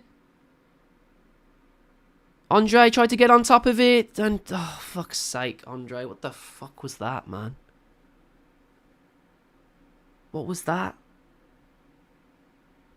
They're checking something here. They're checking something. I don't think they're checking it very long though, because he literally went. That was the effort. Ref! That's a handball! He's lying around like he's catching a tan. And the ball literally hits his arm. How the fuck is that not handball, ref? He's literally interfering with play.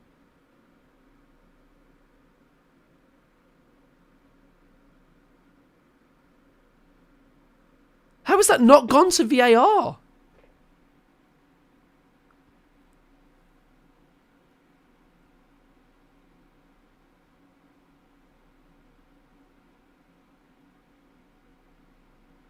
Is that not handball? I suppose because he can't really get his arms out of the way, can he? Because he's like, fuck me, man.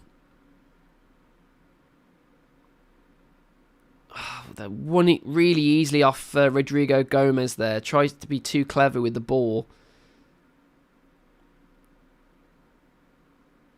And it's ultimately come to nothing.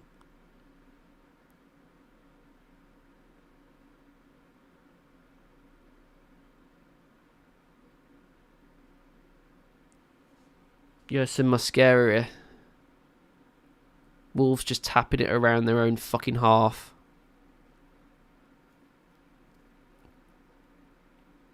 Bournemouth have changed how they're playing, you know. They're pressing a lot deeper. And it's killing Wolves off.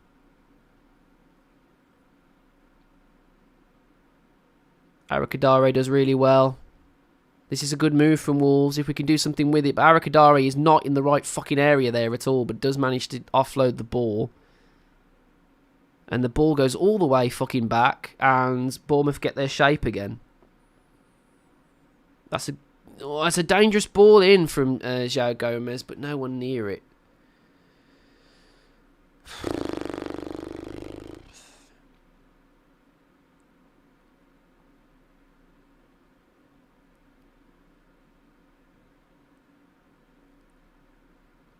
It's going to have to be a change soon. Bellegarde looks like he's warming up.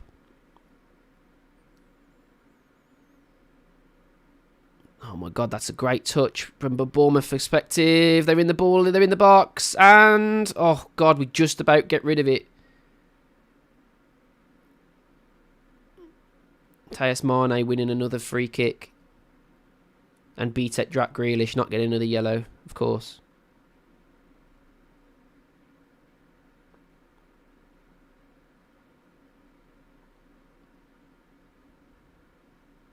A Portsmouth beating West Brom? Are they actually?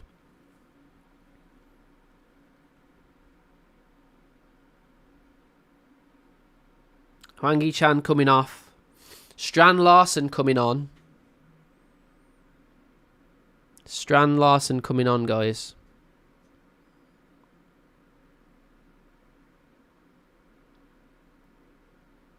Bellegarde also coming on for Rodrigo Gomez, who I thought had a great first half and has petered out pretty badly in the second.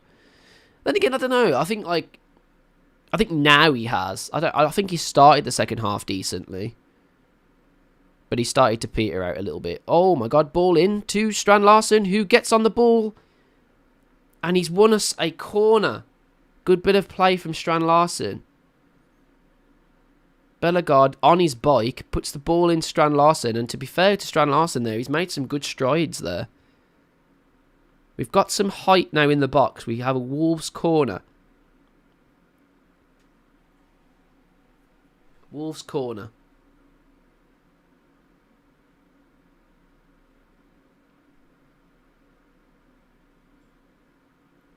Ball in. It's dangerous. It's a dangerous ball, to be fair. But it doesn't go anywhere with it. Second time of asking. Tejas Mane with the ball in. It's got it! Yes! Put it in! Oh my god! Strand Larsen, what the fuck was that? He better be offside. I'm telling you now, if this fucker is not offside...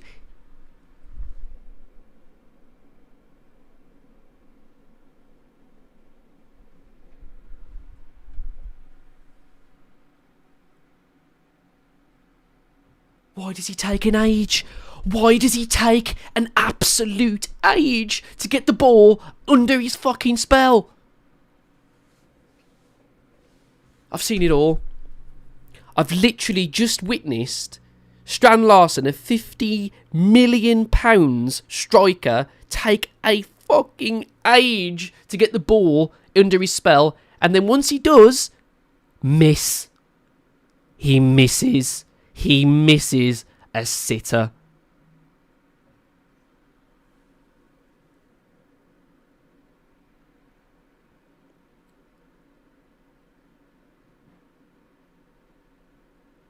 Strand Larsen playing like he was on fucking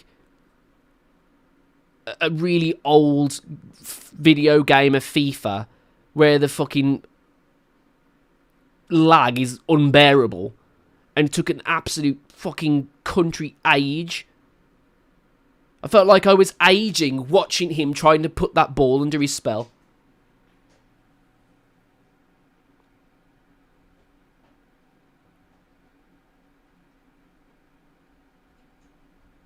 What the fuck was that, man? How did it take so long for him to bring the ball down? Like, seriously. I genuinely, I had to double take. I thought, okay, maybe he's offside. He's literally onside. Oh, thank you. Hey, could be worse. I could not have an iced tea. Thanks, bub.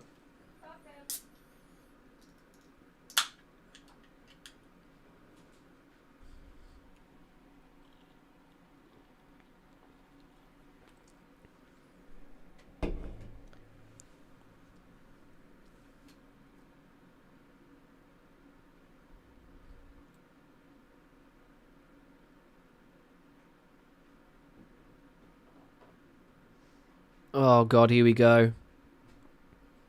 That's really good defending from Santi Bueno. I tell you what, we've not defended awfully, to be fair, today. We haven't defended awfully.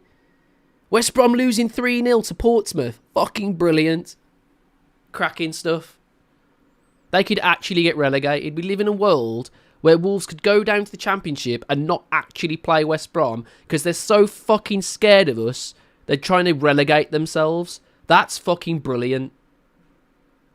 West Brom are so scared of Wolves coming back down that they actually are getting relegated themselves. That's fucking brilliant. That is wonderful stuff. Oh, that's going to be a yellow. That's going to be a yellow. João Gomez. That's a yellow.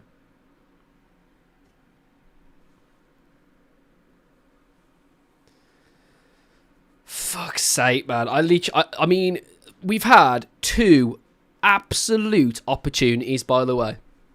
We've had the ball in the net and it was disallowed. Arakadare just decides he's just going to give the goalkeeper the easiest save he's made in his life. And then Jørgen Strand Larsen was on about 5 FPS playing like he's playing in a fucking... He was like a GIF. He was like a fucking GIF, the way he moved. You know what I'm saying? He was like moving like a fucking GIF.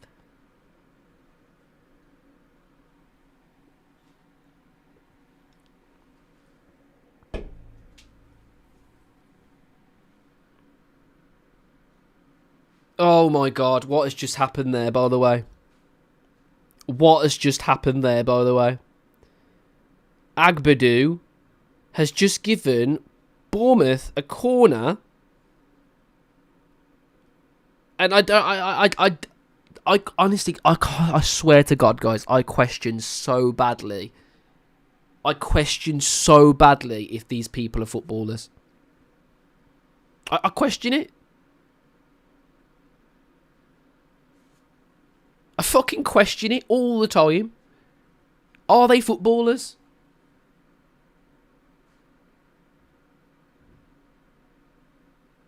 Fuck me. thankfully the corner comes to nothing, because if they'd have scored from that corner, I'd have been fucking furious.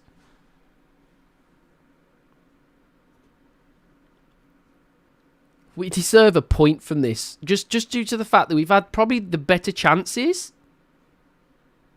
No quality at all to be able to fucking finish the football game. I need to watch that Strand Larsen chance back. I really do. I need to time how fucking long he took to get that ball under control.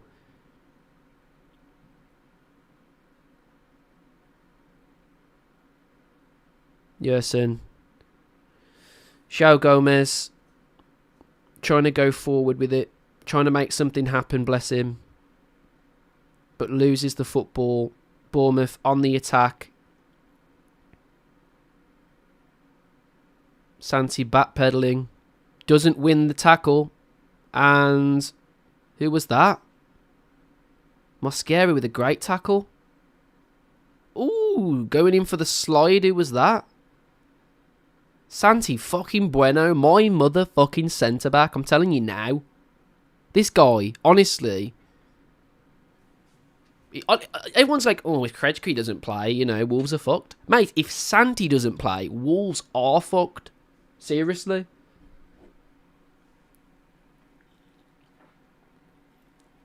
Santi Bueno, honestly, has the only fucking clear, cold head on his shoulders. He's the only person in the team.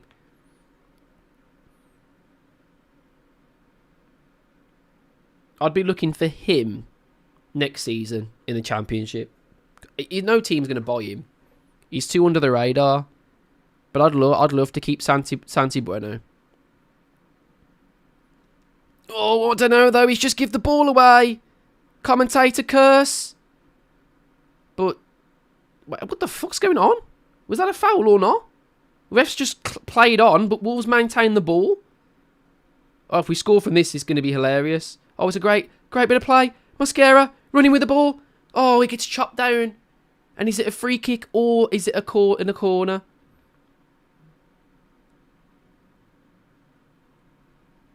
Is that a free kick or a corner? I don't even know, but fucking hell. Mosquera is just on crack 9 times out of 10, by the way. He's on crack. That's the only thing I can think about it. He does 7, 8 lines before he comes on. Because he's just nuts. He's fucking crazy, I'm telling you. He makes a run that he's got absolutely no business in making. He puts the ball around a player. Why was that a Bournemouth chance? Why did Bournemouth maintain the ball? Oh my god, oh my god, oh my god, oh my god, oh my god, oh my god, oh my god, oh my god, oh my god, come on! Do something with it! Do something with it! Oh my fucking god!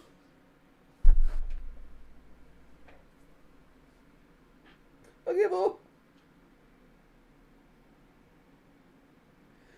I give up. I give up. Arakadare does everything. He does everything right. He does everything right. Gets it onto his favoured foot. And then just fucking lashes it at the South Bank. Like he's got a personal vendetta against someone in the South Bank. Arias wins us a corner. By the way, Arias is now on the pitch.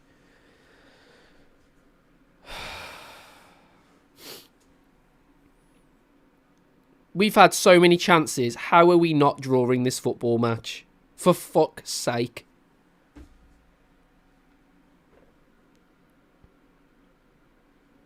Hugo Bueno with the corner.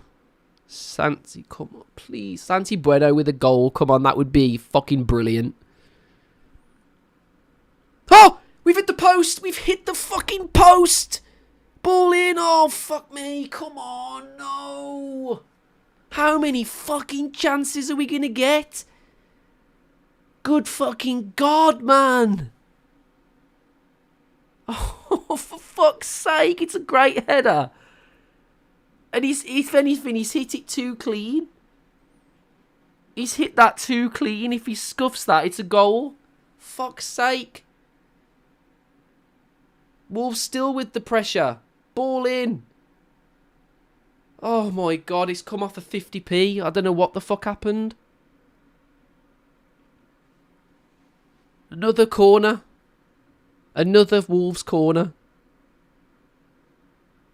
Someone else take it, for fuck's sake. Oh god, the pressure on in this last 10 minutes has been crazy from Wolves, but we just can't score. Another corner for Wolves. Ball in. It's a good corner again, but no fucker on it. It goes all the way to the other side. Matthias Mane with the ball. Puts another ball in. It's nowhere near. And this time round, it is going to be a Bournemouth goal kick. Fucking hell, man. How are we not winning this football match? Or at least drawing?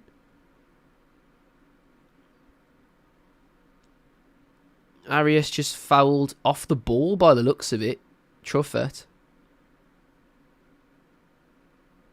The fuck happened there? Truffert just gone down like he's just been shot.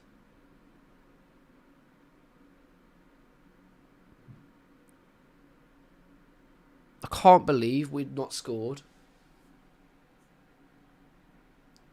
I can't believe we've not scored. Like, literally, any other fucking team in those chances scores goals. Any other team with those chances scores goals. I need to check something.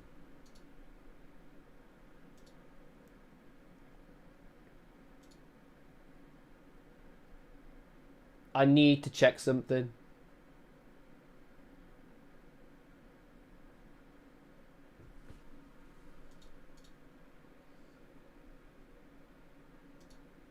Fuck's this?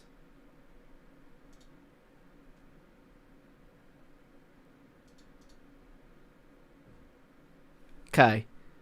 Wolves with a decent chunk of possession still now. Oh, that's a fucking shit pass. Our expected goal difference has gone up by a whole fucking point. By a whole percentage. Total shots. Is that 14? 14 total shots to Bournemouth's 7. 6 shots on target. Not a single fucking goal. I disagree with this big chance, by the way. I think Wolves have had 3 big chances in this football match.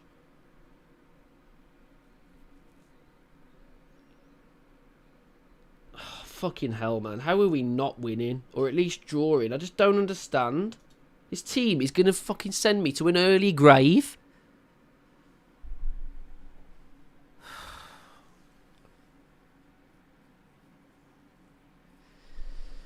Evan Nilsson going off, Jimenez coming off for Bournemouth. Bournemouth making some substitutions, probably trying to solidify themselves a little bit.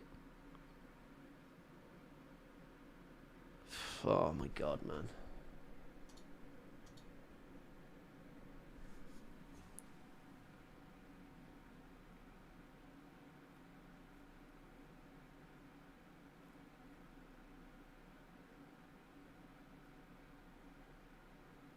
Yeah, some Mosquera with the long ball. Arias trying to keep it alive. Bueno trying to absolutely smash it one. Bournemouth on the fucking counter here. It's 3 against 2. 3 against 2. Oh, God, he's missed. Thank fuck. Oh, my God. That would have been game over.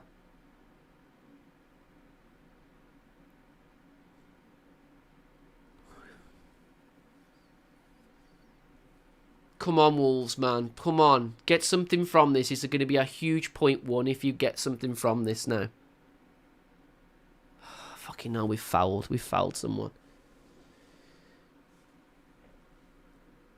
4 minutes to go of normal time.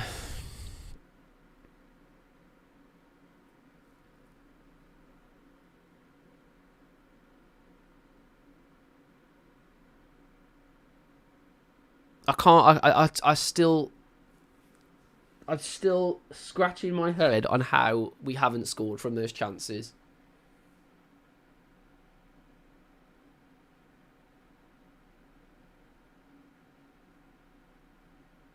Bournemouth are actually on with possession here. Wolves deserve something from this game. We've been good. We've been good this game. Just the quality. We just don't have enough quality to fucking score or get anything from football matches. There's just not enough quality in the team at all. Thank you very much, Jeff Shee. You fucking moron.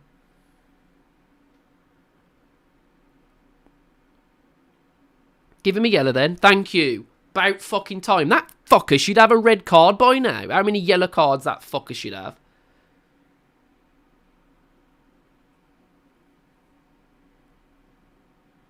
How many fucking yellows does this twat deserve? He's literally, all he's done is foul the whole game. Fucking Hill.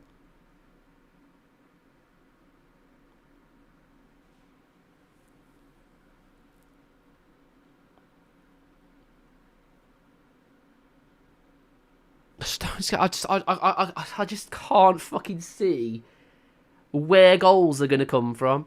We're making some changes. Pedro Lima and Mola Wolfer are coming on. We're making changes to the wing-backs. Hugo Bueno coming off. Santi Bueno coming off. It's a double Bueno situation, guys. Delicious.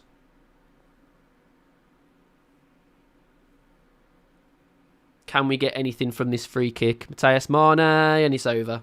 Complete waste of time. I don't blame him as such, but fuck me, come on, man. You're never going to score from there, bro. You're not Ruben Neves, man. You're not prime-time Ruben Neves. Come on, just pass the fucking football.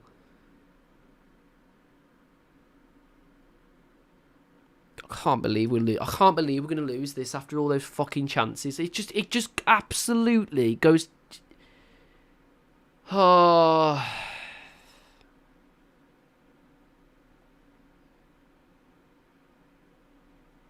They've not even been good again, and we've lost. They've not been good again. We literally play teams where they don't have to be good. Just turn up. Just fucking turn up. And you'll win.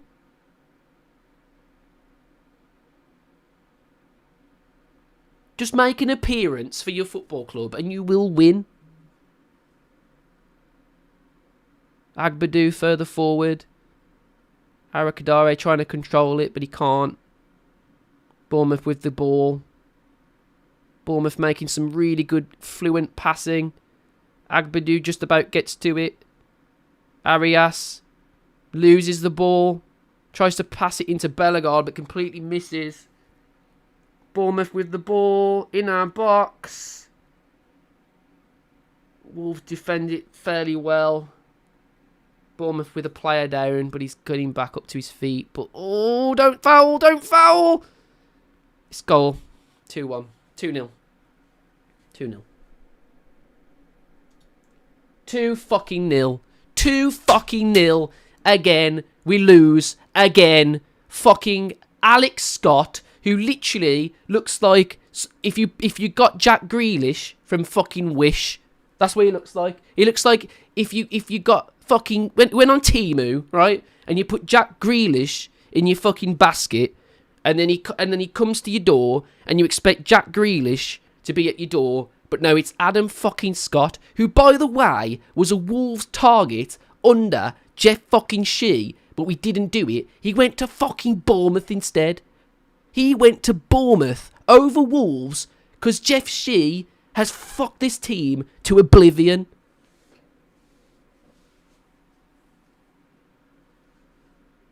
Fucking, we've let Alex Scott, who shares his name with a woman.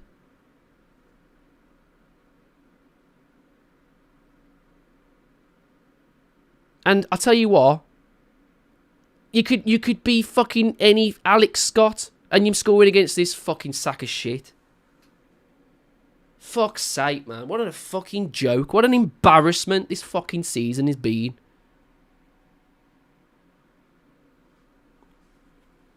Fucking embarrassment.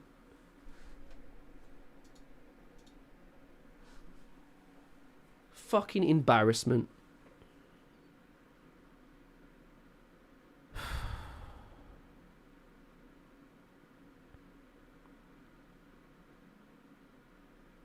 Joe Gomez playing out of his skin. Gets the ball out to Matthias Mane. Matthias Mane with the ball in, but Bournemouth defend it really well.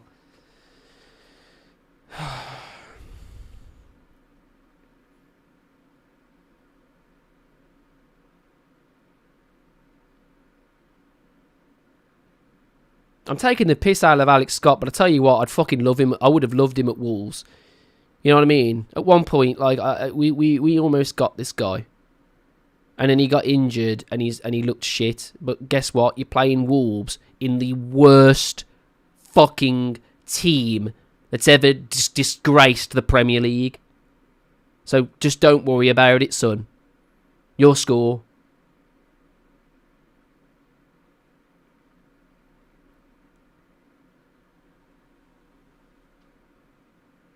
Fuck me, man. This is what happens, though, isn't it? This is what happens when you don't take your chances and then you just allow a team to just win. Just fucking win. Have it. Just have the win. Offering wins out. Left, right and centre.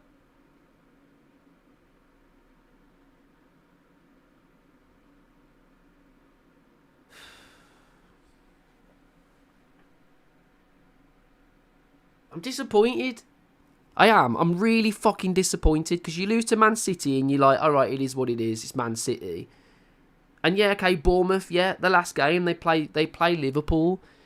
But everything today clicks. It clicks. The midfield's better. We're playing better going forward. We're defending better.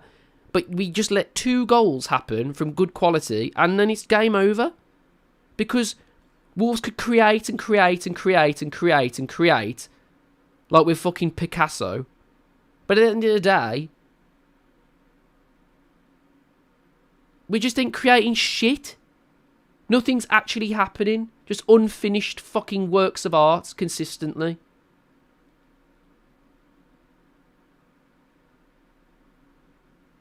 A fucking gallery of empty frames.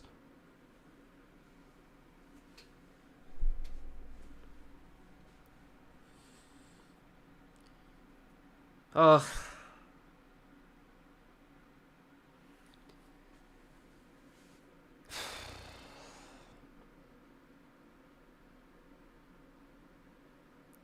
And yet another chance from Arakadare. A free header from the corner and heads it straight into the arms of their goalkeeper. Like they've got some sort of partnership going on. Like they're the fucking Chuckle Brothers and it's to me, to you, to me, to you, to me, to you, to me, to you. And there's just no fuck. Like, what's the point? Like, what is the fucking point when your strikers can't finish their fucking dinners?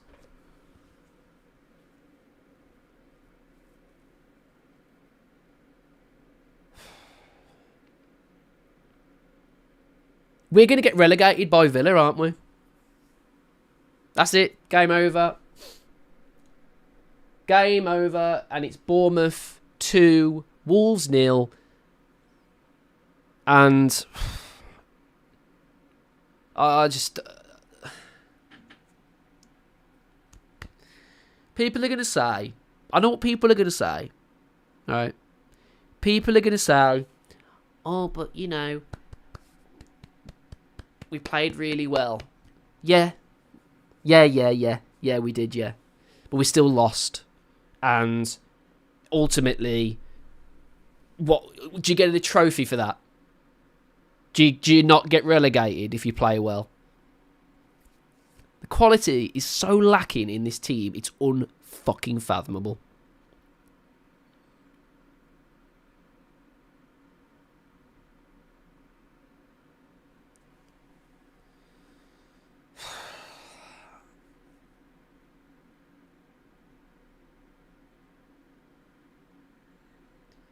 Molineux used to be a fortress. It used to be a fortress. It used to be a really difficult place to go. It really did.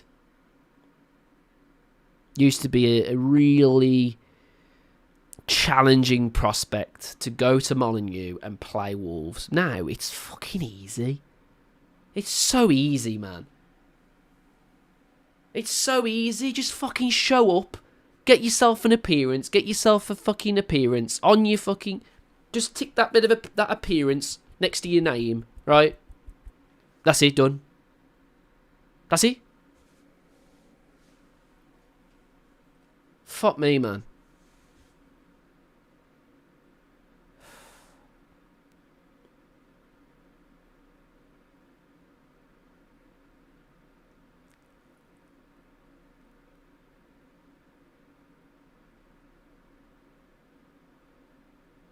Are the Bournemouth fans in the corner of the stadium? Are the Bournemouth fans... Look at that.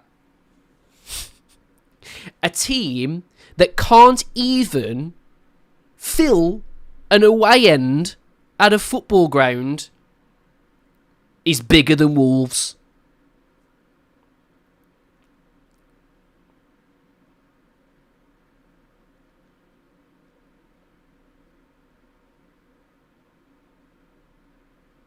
Just let that sink in, shall we? Just let that sink in a little bit. Just let that sink in. Bournemouth are a bigger team than Wolves now. Bournemouth are a bigger team than Wolves now. Bournemouth are a bigger team than Wolverhampton Wanderers now. I've been to their ground, the Vitality Stadium. And I literally had to look to see whether this was actually genuinely a Premier League football stadium. It's a shithole and it's fucking tiny, right? And this fan base, fair play to them for showing up in their numbers, but they can't even sell out the away end at Wolverhampton Wanderers. They can't even do that. And yet, we've made them look like a bigger football club. Can we just allow that to just sink into your brains just a little bit?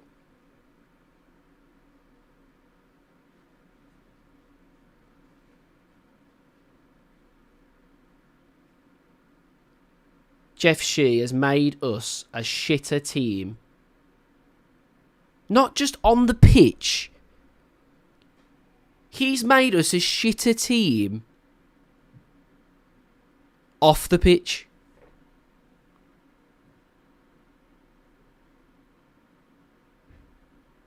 We're getting schooled day in, day out by teams that are smaller than Wolves.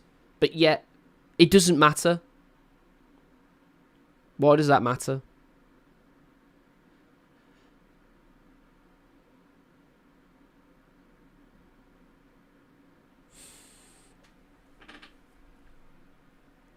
How have we not scored in that football match, guys? Please acknowledge me. Please, someone, in their best words, acknowledge me how Wolves have not scored in that football match with the chances given.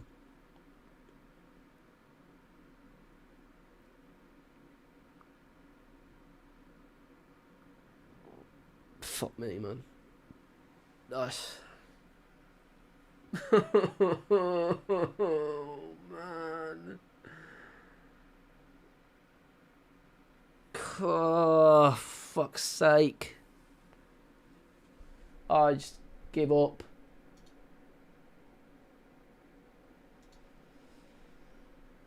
Oh. I'm going to do an actual video reviewing this game, of course, as always, but let's just quickly just go over a couple of things here. Let's just go over just a couple of things.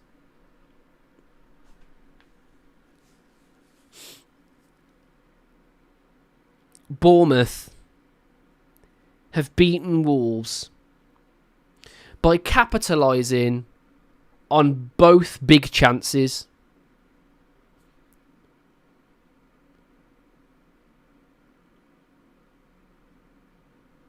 Wolves have lost to a team that can just hit the ball into the net better. That's all there is to it. Every other area on the field today, I thought Wolves were okay in, but fuck me, they can't finish their dinners, man. I don't know what the fuck's going on.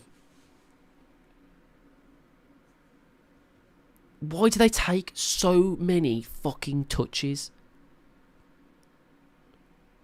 Why does it take so many touches to get the ball slightly under the spell to be able to finish it? They can't fucking finish, guys. They can't finish.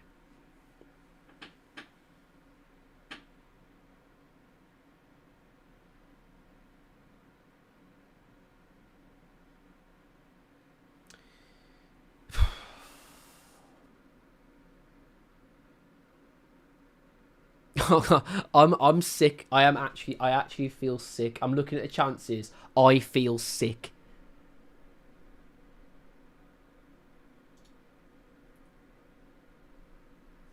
I'm literally looking at the chances and I'm just thinking to myself,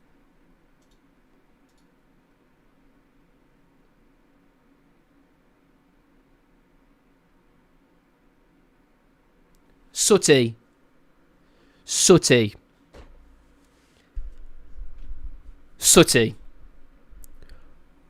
Tell me how a £50 million striker cannot get the ball under his spell and acts like a fucking slideshow presentation. That's how slow he is. Then he gets the ball on his spell and he fucking plays wide. And then you got Arakadare, who must have been best mates with the goalkeeper. Literally must have been best mates with the goalkeeper today. Because he just plays it back and forth to him. Like them playing like on the fucking park down the road.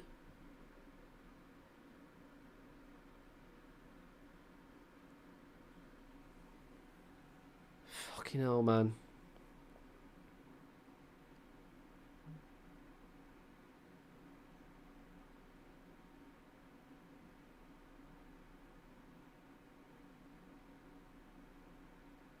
Just give me 30 million for Strand Larsen, he's yours. Just give me 30 mil. Take 10 mil. Take 10 million pounds off of his fucking worth just for that miss.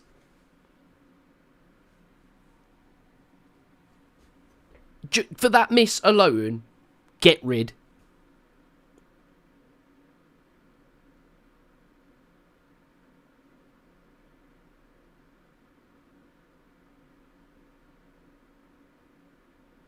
We're going to act like a Premier League club, says Sharky.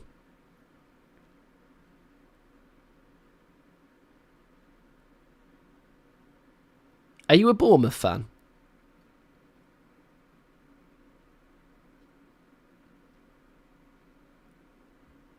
Which one of the hundreds of Bournemouth fans were you today? In the end, where you know you couldn't sell out a fucking. I'm salty. Why am I salty? Why am I getting salty over Bournemouth? That's where it's come to. Now I'm fighting other fucking teams. All right, Sharky, fair play.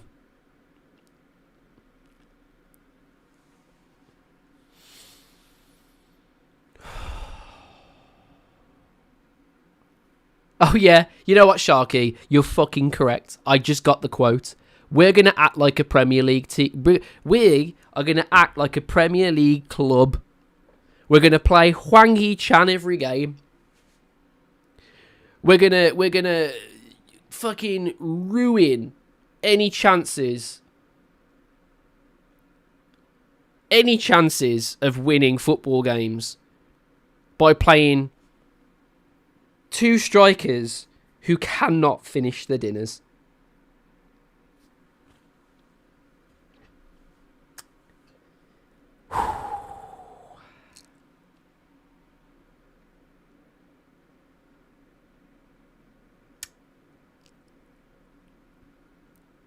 Sharky, fair play.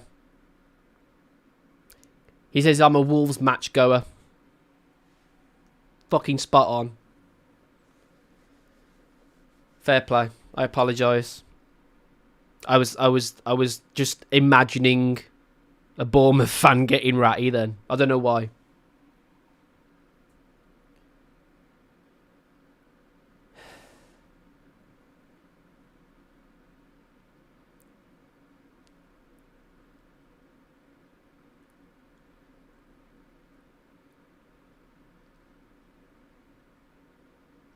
I'm going to do my match review. Why am I angry? Why am I angry today?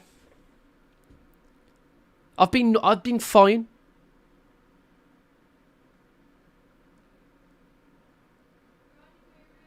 I've been absolutely fine with losing. I'm so used to losing.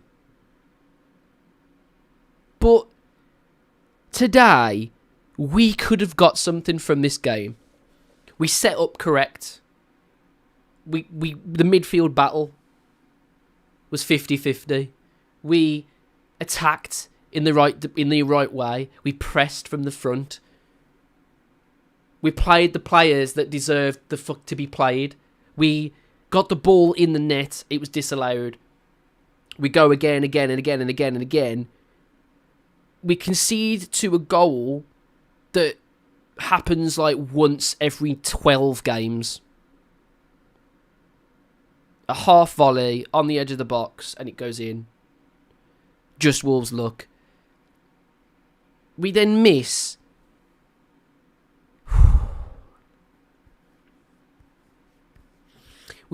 The most idiotic opportunities I've seen this season. Literally, this season, I don't think I can think of too many chances as golden as those. And they came one after another, and Wolves don't capitalise, and then we fucking concede again. We concede again because Alex Scott has to score. He has to score against Wolves. It's literally written in the stars. A guy that was Bruno Lage's one target went to Bournemouth, who can't sell the away end at Wolverhampton Wanderers. And fair play to him. Because, you know what? I was salty as fuck that whole game. But do you blame him? Why the fuck would you come here? Why would you come here?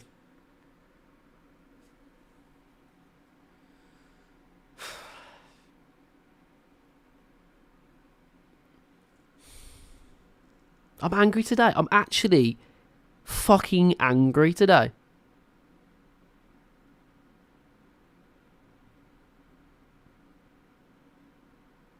And I haven't been angry since a good while, to be fair.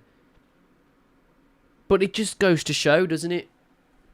It just goes to show that Wolves just aren't good enough. We played really well today, but Wolves aren't good enough.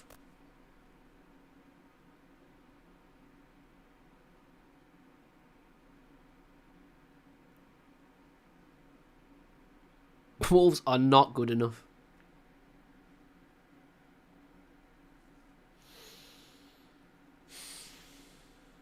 You know what we're going to do? We're going to do a match review now. Right now. Right? You're going to be witnessing the match review right this fucking second. Right? And I'm going to record it and I'm going to put it up as a video. But we're just going to do it live. Because I need to just get it all off my chest now. I don't want to even think about pressing that fucking stop streaming button. I'm just going to press the start recording button. And then we're just going to carry on. Because...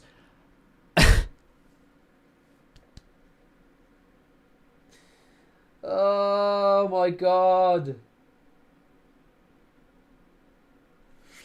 Let me just see those chances. Let me just see those chances. Please just show me those fucking chances. I need to see them again.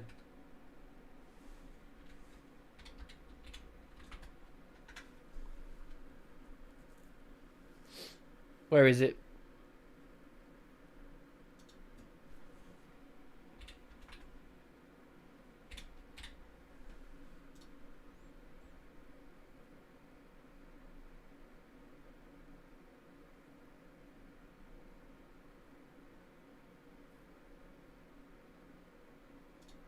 Is this it? No, that's a fuck. I hate when YouTube does this, you know. I hate it. They're like, oh yeah, we'll just fucking put FIFA footage up and pretend it's the actual game.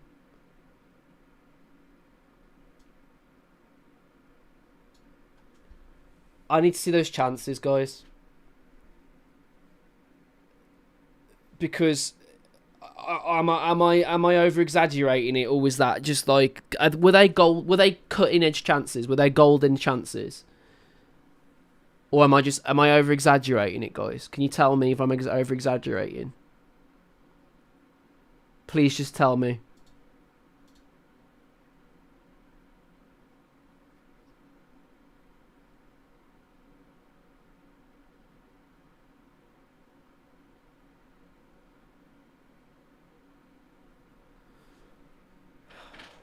Just show me the fucking game. I need the highlights.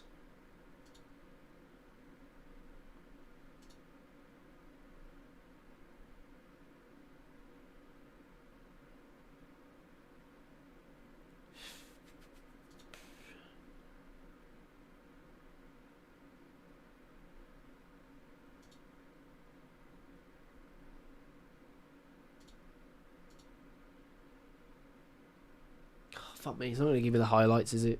I'm just going to have to use my memory. Yeah, I'm just going to use my memory.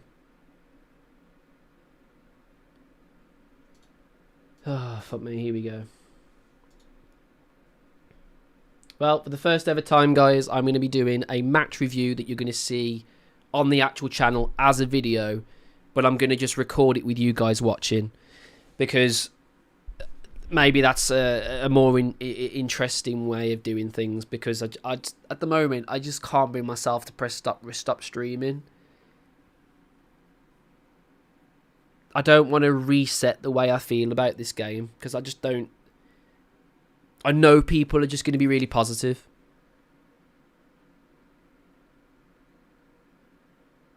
And I don't. These fucking players are just, they're gonna be the death of me. They're honestly gonna be the death of me, I swear to fucking God. Right, let's just go for it. I don't even know if this works, by the way. I've not done this before. I don't know if I can record and stream at the same time. I'm pretty sure I can, though. So we're gonna give it a go. So say hi to YouTube, everyone. As an actual video. Let's just go for it.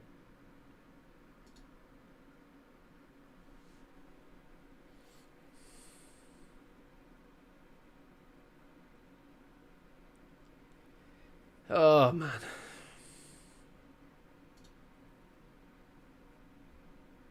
Yeah, okay, I think it's working. Let's go for it. You ready, guys?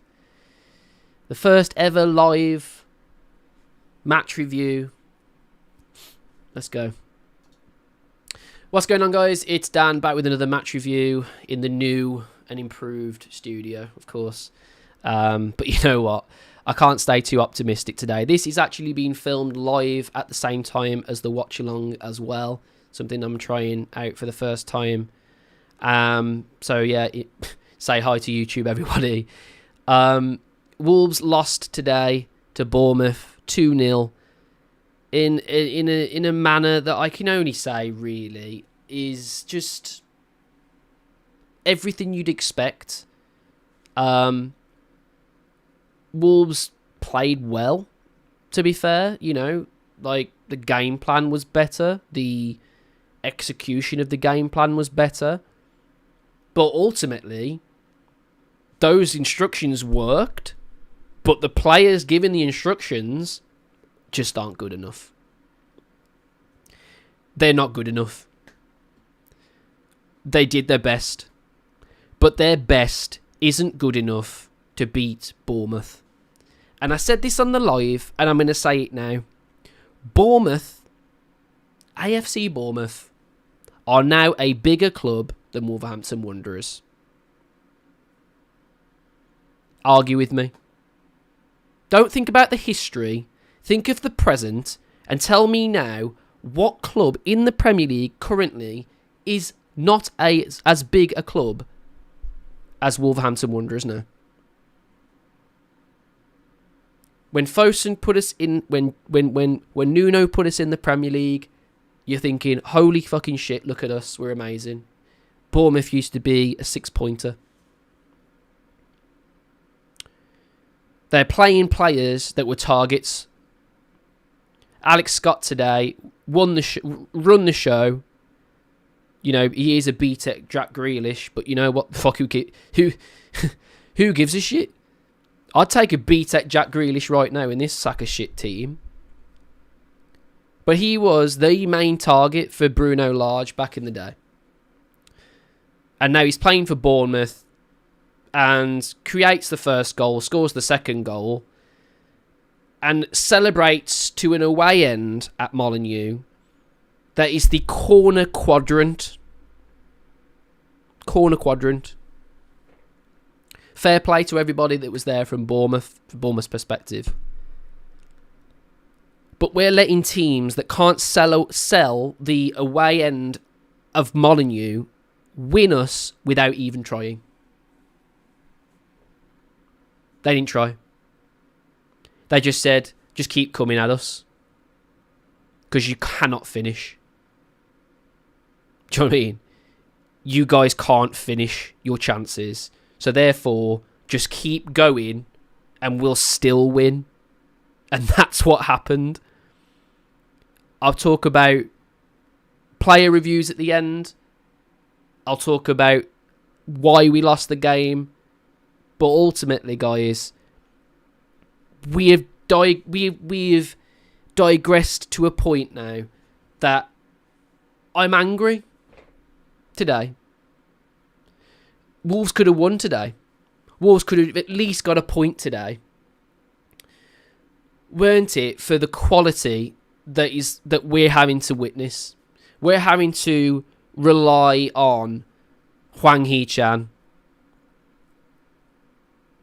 He gets in this team before anyone. He's like the first person in the lineup. Every single time, he is the first person in the lineup. And everyone goes, oh, what the fuck? Why is he playing one?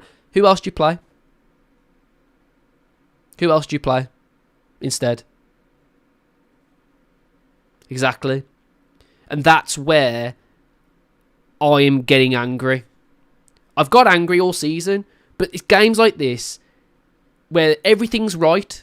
We're playing right. The manager's got the game plan right. But the quality on the pitch is just not good enough. It's just not good enough to beat Bournemouth at home. And that all of that lands on Jeff Shee and everybody that's been around Jeff Shee. Everyone that was in that orbit of Jeff Shee. Shame on you. Because you've made Wolverhampton Wanderers a fucking laughingstock. West Bromwich Albion today, at the time of recording, lost, I believe, to Portsmouth. They could be relegated. I should be buzzing about that. I should be like, oh my god, yes, what a joke.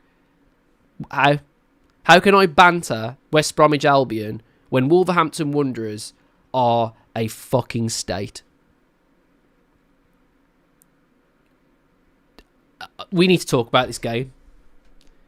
We need to talk about this football match. Oh my god. Oh my god, oh my god.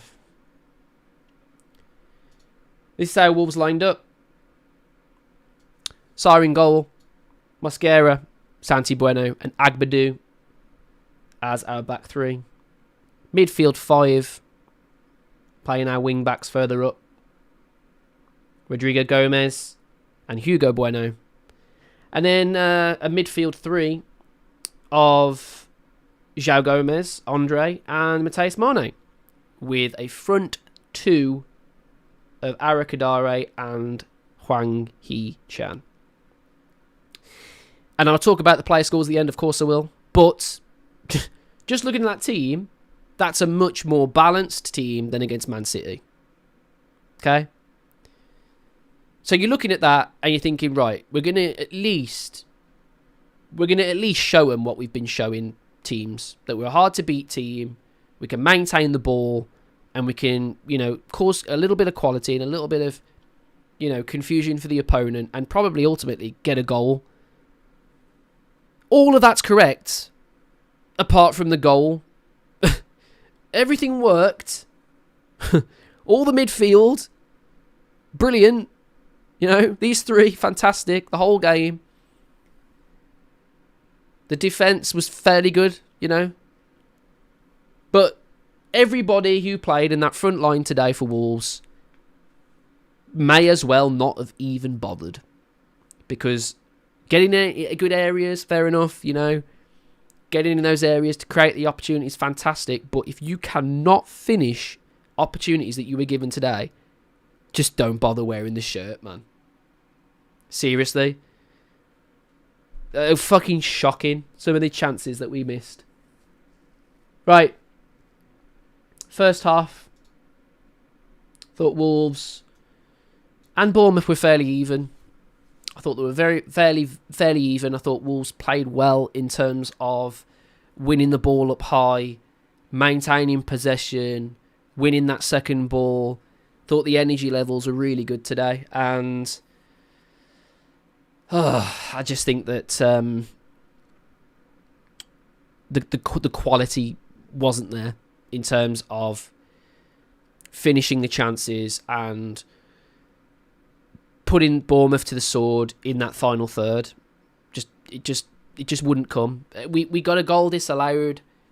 It was a good cross in by Rodrigo Gomez, but unfortunately Hwang Hee-chan's pass to him was a little bit late, and it was offside. Matheus Mane finished it with a good header, to be fair, off the post in. But of course it was taken away offside, and it was offside, to be fair. I don't know why VAR even had to check it. I could see it literally from the naked eye, just looking at it. It was offside, no problem, whatever, carry on. And then for a good percentage of the game, I thought Wolves, we weren't bad. We were doing well. But Bournemouth score. Of course they do. And I mean, the goal, Krupi has been scoring left, right and centre all season for them. It's just a very good finish from a half volley, but it all comes down to a mistake trying to play out the back. Andre passes it to Hwang Hee-chan, who gets nowhere near it. It's a chip pass from Andre. Alex Scott gets on the ball. I'd say he pulled his socks up, but didn't, because they're fucking literally by his ankles. Well, I said this on the live, by the way. I got salty today at Bournemouth fans and Alex Scott. Why? Why am I doing that? What am I doing that for? Where the fuck's that come from? But anyway, it's a good bit of play and ends up in the back of the net, and Wolves then have to climb a mountain like we've been doing all season. Fucking literally climbing mountains, put it on the CV, because that's all fucking Wolves ever seem to want to have to do. So it's 1-0. And Bournemouth do actually grow in. I actually thought Bournemouth grew after that goal, and Wolves were lucky, really, to go in at 1-0. Bournemouth ending the half the better side, and you're just thinking, okay, it's 1-0, come back out, second half, play the way we've been playing, we'll create chances. That's exactly what I said, right? And we did. We created a lot of opportunities. Possession-wise, look at all that. Look at all that fucking gold on the left here. Look at it all. It's fucking loads of it. Which means that Wolves were the better side in that second half. But none of that matters. You know what matters? The fact that they got 2 goals and we got no goals. That's what matters. Like, Wolves played well today, but the quality just wasn't there to get any goals. And the chances that we missed, I need to talk about them. I need to talk about these fucking chances. Okay. I'm doing this all off memory. The first chance comes to Bellegarde, doesn't it? And the ball to the feet. It's a ball to feet, and he just passes it straight to the goalkeeper. At either side of the goal, it's a goal, but he just manages to pass it to the goalkeeper, and this was a fucking running theme, by the way. Every time Wolves got into the final third, they just seemed to pass it to their goalkeeper, which was lovely for him. I'm guessing he had a great experience playing catch at Molineux. And then some of the most ridiculous things I've ever seen this season. You know what? I've seen some shit this season. But you could honestly, you could have left Molineux, right? Gone home, made yourself a cup of tea, right? And then made yourself dinner, ate your dinner, washed up, right? Put your kids to bed, right? Read them a fucking story, read them every single Lord of the Rings, fucking gone back to bed yourself, had 1,000 dreams about how Wolves used to be, woke up, right? Gone to work, doing all these fucking things in the time it took for Strand Larsen to bring that ball down. Literally, it was like, what? I honestly thought, have I got slow motion on? What the fuck's going on? Looking for the remote. Have I pressed slow motion? Hello? Took him that long to get the ball down to his spell, and then you're thinking, right, he's got the ball down. All he's got to do now is put it near post. Put it near post. He goes for the far post, and it goes wide.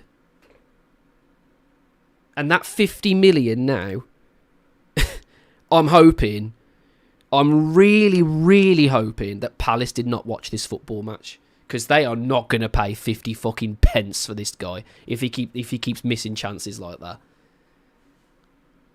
And then you just think, you know what, we're still creating opportunities, something could happen here. And then Bellegarde does so well. And you think, all right, just hit it, hit the ball, hit the ball, hit the ball, hit the fucking football. And he dances around defenders like he's Messi, but then makes a fucking Messi and tries to aim for someone in the South Bank like he's got an agenda. Like he's literally aiming for his worst fucking enemy in the South Bank, because he absolutely thunders the ball into the South Bank, and it was harder to do that than score. Just aim. Do they not know what they're aiming for? Are they confused? Do they think they're playing rugby? Like, why the fuck are we kicking the ball that hard over the post? That's 3 chances. 3. And that's just off the top of my head. The amount of... Oh, it even says it. It even says it. It didn't say it before. 4 big chances missed in a football match. 4 big chances missed. Oh, fuck me, man. Everyone's gonna blame Nathan Shee. Everyone's gonna blame, everyone's gonna blame Rob Edwards. Everyone's gonna blame all these people for losing this football match. You could have the best ownership, the best managers, the best coaching staff, the best scouting people. You could have all of that, but in this particular football match, if you've got those twats in old gold running around earning millions, you're fucking gonna lose. Because they don't know where the goal is. They haven't got a fucking clue where the goal is. At one point, Arakadare, oh my god, at one point, Arakadare shot at the goal, and the only way he scores that is if someone paints the goal, like we're watching a fucking, like, Looney Tunes. You know, when he paints the cave on the fucking wall. That's the only way. Someone needed to run over and paint the goal. You know what I mean? Or someone needed to keep the goals on that they practice in when there's a goal next to the goal. Nowhere fucking near. Nowhere near. And I know what people are going to say. Oh, you're being negative. These guys have one job as a striker. One job. Just fucking score. Everything behind you is being done. The midfield battle's being won. The defenders are defending for their lives when they need to. They're running back and doing everything they can do.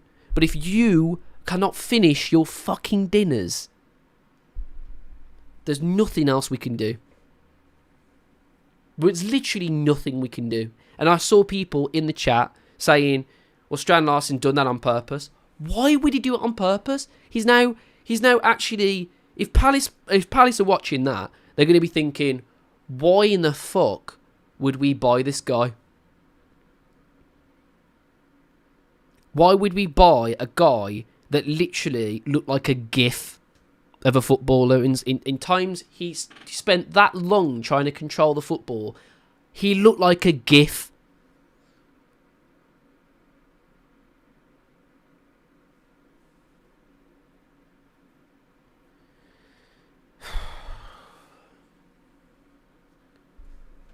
And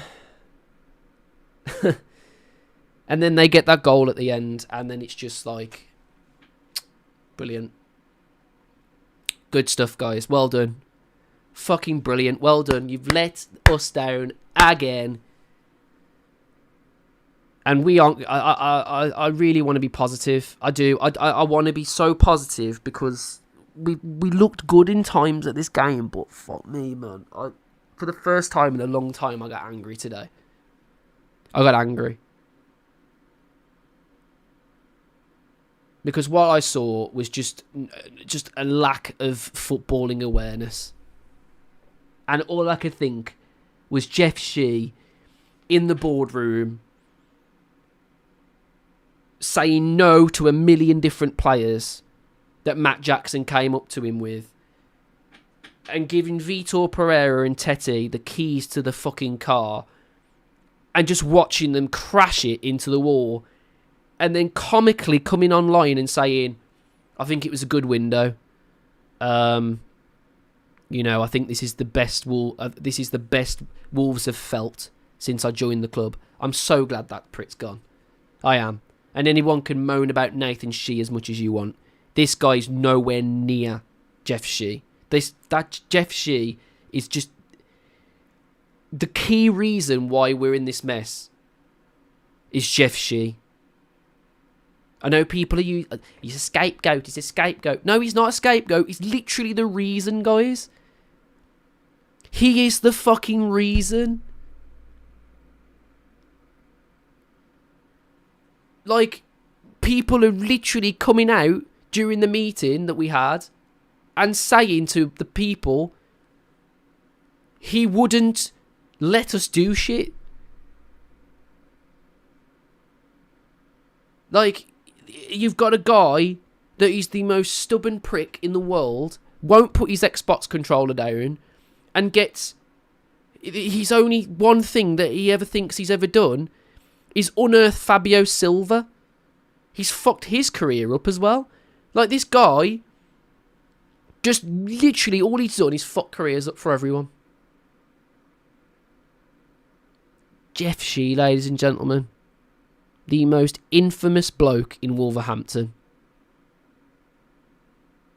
And he's made Bournemouth look a bigger club than Wolves.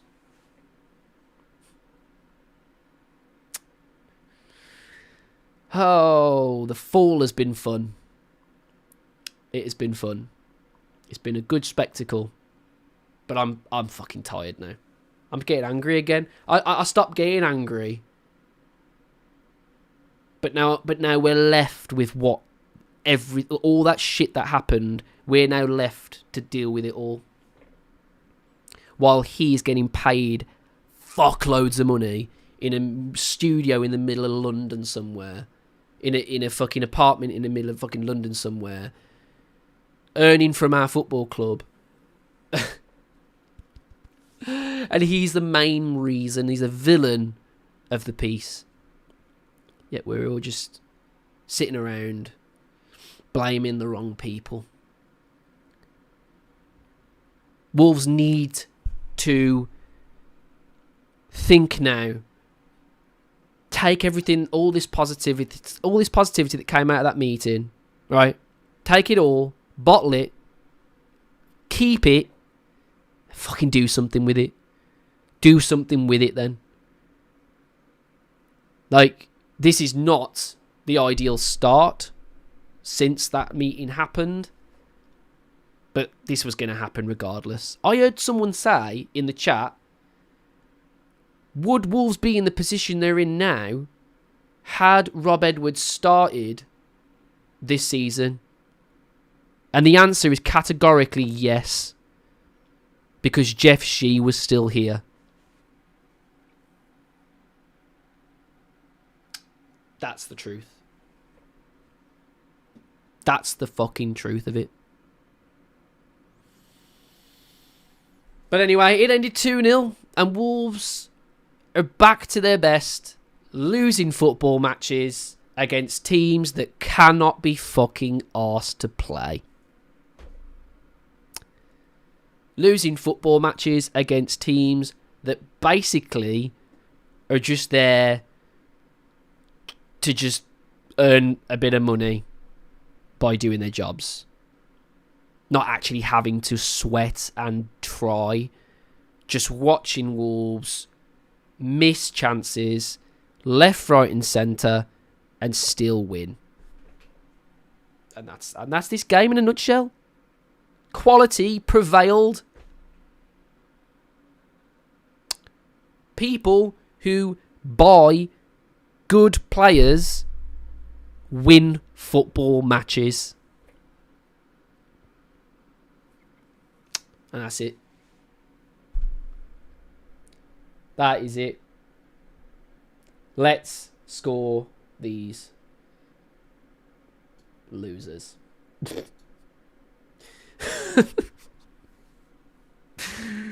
I'm so angry and salty today, and I really do put it down to the fact that I always look at these games and I'm just thinking, like, the fall is so evident now. It's literally right in front of our very eyes. How much we've fallen. It's there. Who remembers beating Bournemouth, everyone? Remember that?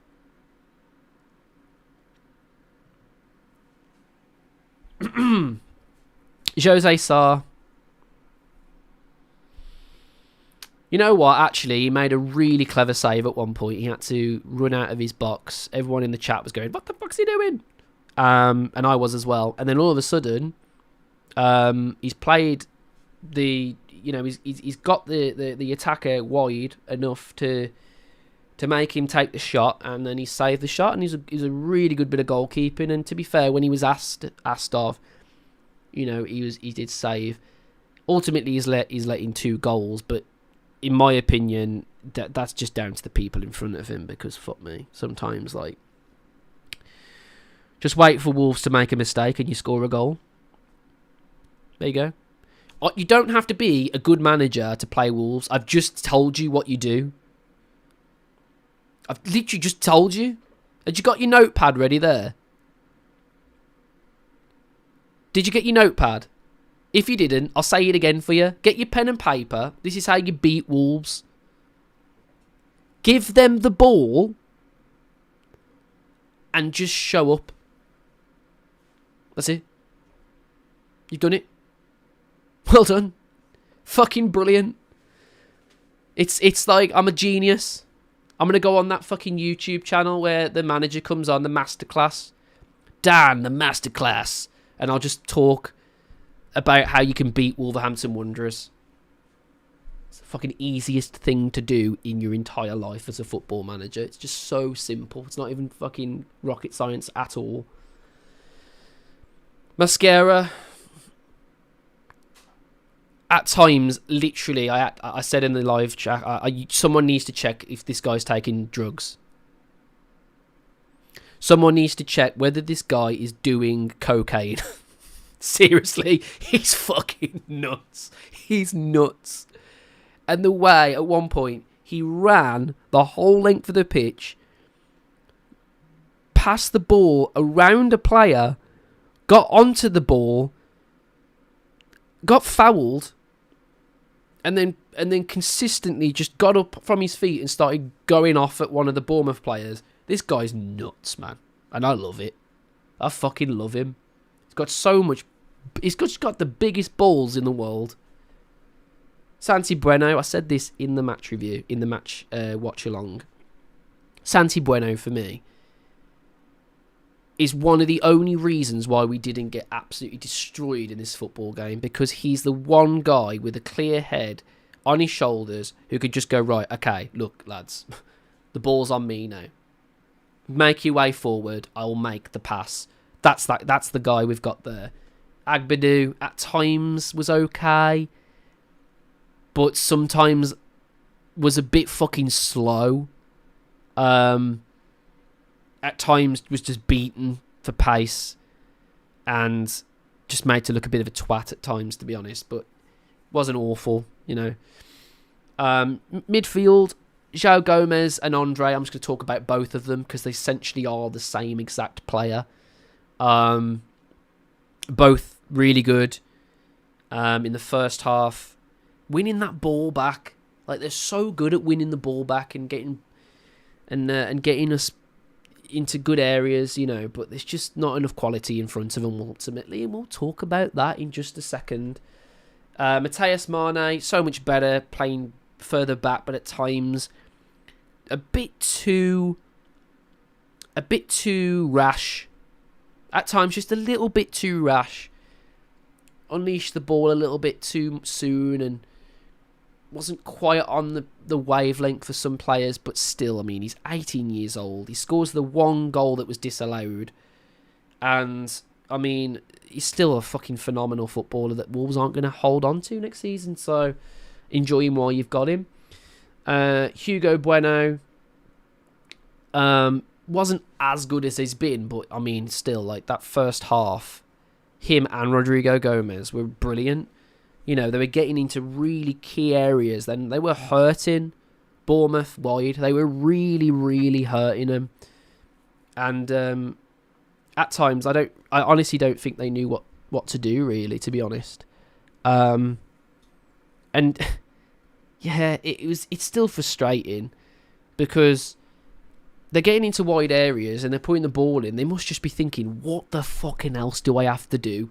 Just finish the chances I'm giving you. Just finish the fucking chances. If the ball comes to your feet, aim one side of the goal and score. Don't give it to the goalkeeper. Like we did that so much. I literally... Did they think at one point? I don't know. Were they thinking they were playing a different game or something? They gave the ball to the goalkeeper so much. It was unbelievable. I can't believe it. And then I mean, I really don't want to talk about it. I really, really don't want to talk about it. But as every striker that played for Wolves today were fucking awful. Awful. Arakadare does well. You know, he gets into those spots, and Hwang at times turned really well and what have you, but that's not what we're awarding him for. When you get your opportunity, take it. Otherwise, you're gonna get a shit score. You're doing the things well, you know. I thought Arakadare held the ball up really well at points, played as good as he can. Just isn't quality. He's just not good enough. He's not good enough. And neither is Strand Larsen. And neither is Hwang Hee-chan. We haven't strengthened that area since Raul Jimenez. Am I wrong? Please tell me I'm wrong. Please tell me that I am wrong, that we have we strengthened the attacking area since Raul Jimenez?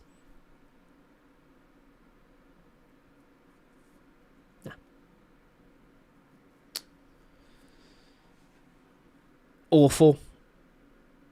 The fact that we missed those opportunities. I can't give Arakadare a good score. I'm sorry, I can't. He was... Oh, God. Gilt-edged opportunities, man. Just fucking score. Just fucking score, man. And then Hwang Hee-chan, he's honestly... I don't want to get in that camp of everyone hating Hwang Hee-chan, but he makes it really hard sometimes. He really does. Like, I'm really trying not to just be that one guy that's just consistently bashing Hwang Hee-chan, but fuck me, man.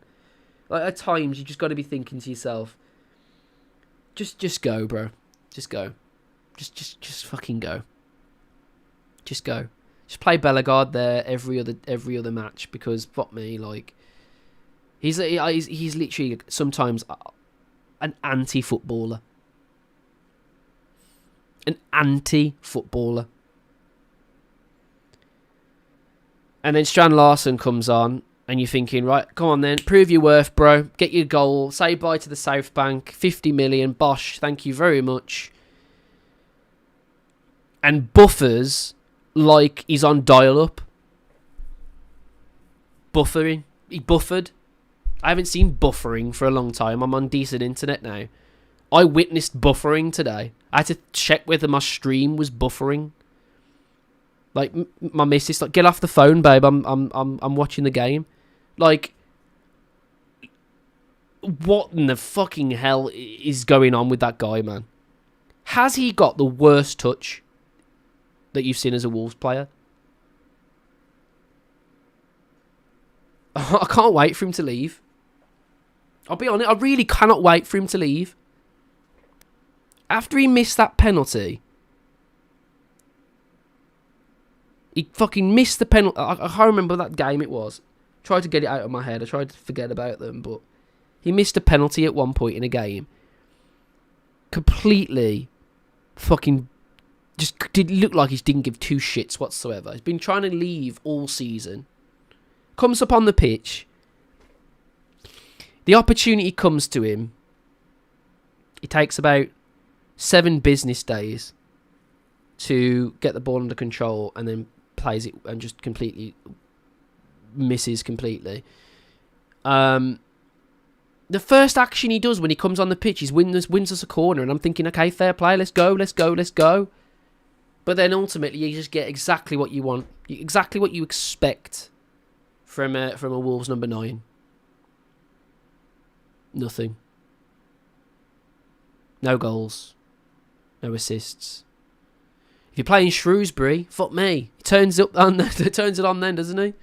So I mean, turns it right the fuck on then. But against Premier League opposition, oh man, this game has really pissed me off today, guys. I'm not gonna lie. It's pissed me off. And if I was Rob Edwards, I'd be going, guys, I'm going to be fucking frank with you. I'm going to be completely fucking crystal clear with you guys now. get the fuck out and just let me start again in the Championship. Seriously, just fucking go. Go, leave, bye, see you later. Because I'm giving you all the instructions, and all of you behind the strikers are doing it. But if you are literally ahead of that midfield today, fucking go. Just literally go. You're literally worthless. You're useless. You're a fucking loser.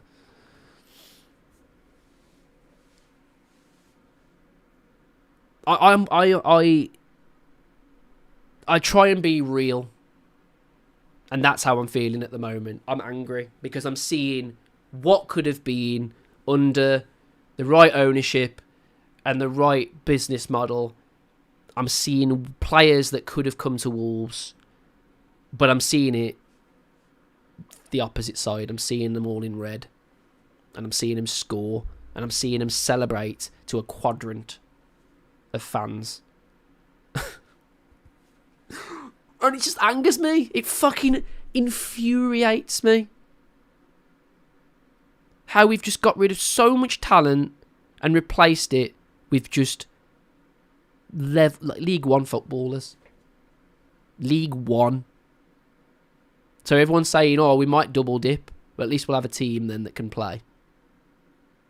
I mean, at least then potentially maybe Tolu scores goals. Maybe that's what's got to happen now. Fucking hell, man. Listen, I mean, this is done. There's nothing else to talk about. It's just another fucking loss for Wolves. We've now got Chelsea. Can I see us get anything out of that? No. We live in a world where Villa could relegate us, I think. We live in a world where we could get relegated and really look forward to those West Bromwich Albion derbies, and they could actually be relegated as well. We live in a world where the Midlands is going to be absolutely overrun by Villa fans for the foreseeable future, and I will fucking live like a hermit crab. I will not come out of this fucking house because I had to deal with the fact that Villa was the biggest fucking Midlands team throughout all of my fucking childhood, and I do not want to have to deal with that shit again. For God's sake, no. Please, no. End of the day, guys, we've lost another football match. 2-0 to Bournemouth at home. And, yeah. Hope you guys enjoyed these videos. Hope you've enjoyed the watch along. Hope you enjoyed this style of video. I'm done holding back. I'm going to literally tell it as it is. And I'm not going to be the only one doing that. On Thursdays, me and Sooty are going to be holding a live show called The Two Grumpy Wolves, where we will literally be saying it as it is, because that's what it needs right now. People need to be saying it as it fucking is. Stop addressing the positiveness around Wolves and start to actually address why we're in this mess. And you know what? Fair enough. There are some positives going on.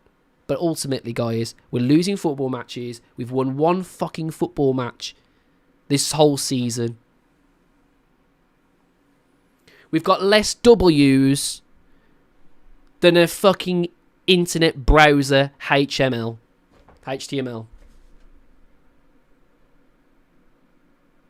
Less W's. And I mean, that is just unfathomable as a Wolves fan. And it's not going to get any better, guys. It's not going to get any better, but I hope you guys enjoyed the video anyway, and leave us a like, a subscribe, hit the notification bell so you don't miss future videos, guys. Hopefully we get some miracle and beat Chelsea. You know, that's and hopefully we get past the derby record. That's the only thing that really Wolves have got anything to do with now. Maybe an FA Cup run, but if we play like that against Grimsby, by the way, where we just can't finish our chances, we could play anyone. If you're not going to score, you're going to lose. So we could lose against Grimsby. And I wouldn't be that shocked. Like, fucking wouldn't shock me at all. Anyway, guys, thank you very much for watching this video, and I'll see you on the next one in a bit.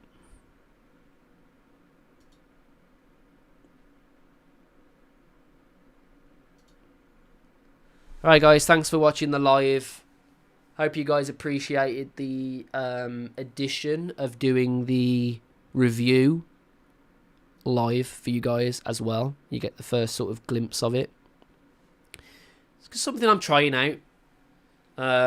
I do all of my videos in one take anyway. I don't edit anything, so this is very much something I can do anyway. So yeah, look forward to Thursday. Look forward to tomorrow. Me and Matt are talking tomorrow about everything that happened in the boardroom. Yeah, look forward to Thursday, where me and Sooty we tell it as it is, with no censoring, no filtering. So yeah, check that out. And then at Wolves, Wolfpack WWFC on all social medias, guys. Go and give us a like, follow, all those awesome things. They're a really good team around the Wolfpack, and hopefully you guys can see that and the effort that we're putting in. But yeah. Thanks very much for tuning in, guys. I hope you've enjoyed this. We've got more W's in our name, says Martin Fletcher. Fucking hell, yeah, I suppose. Perfect. Perfect. Oh, fuck me. Thanks very much, guys. I'll see you on the next one.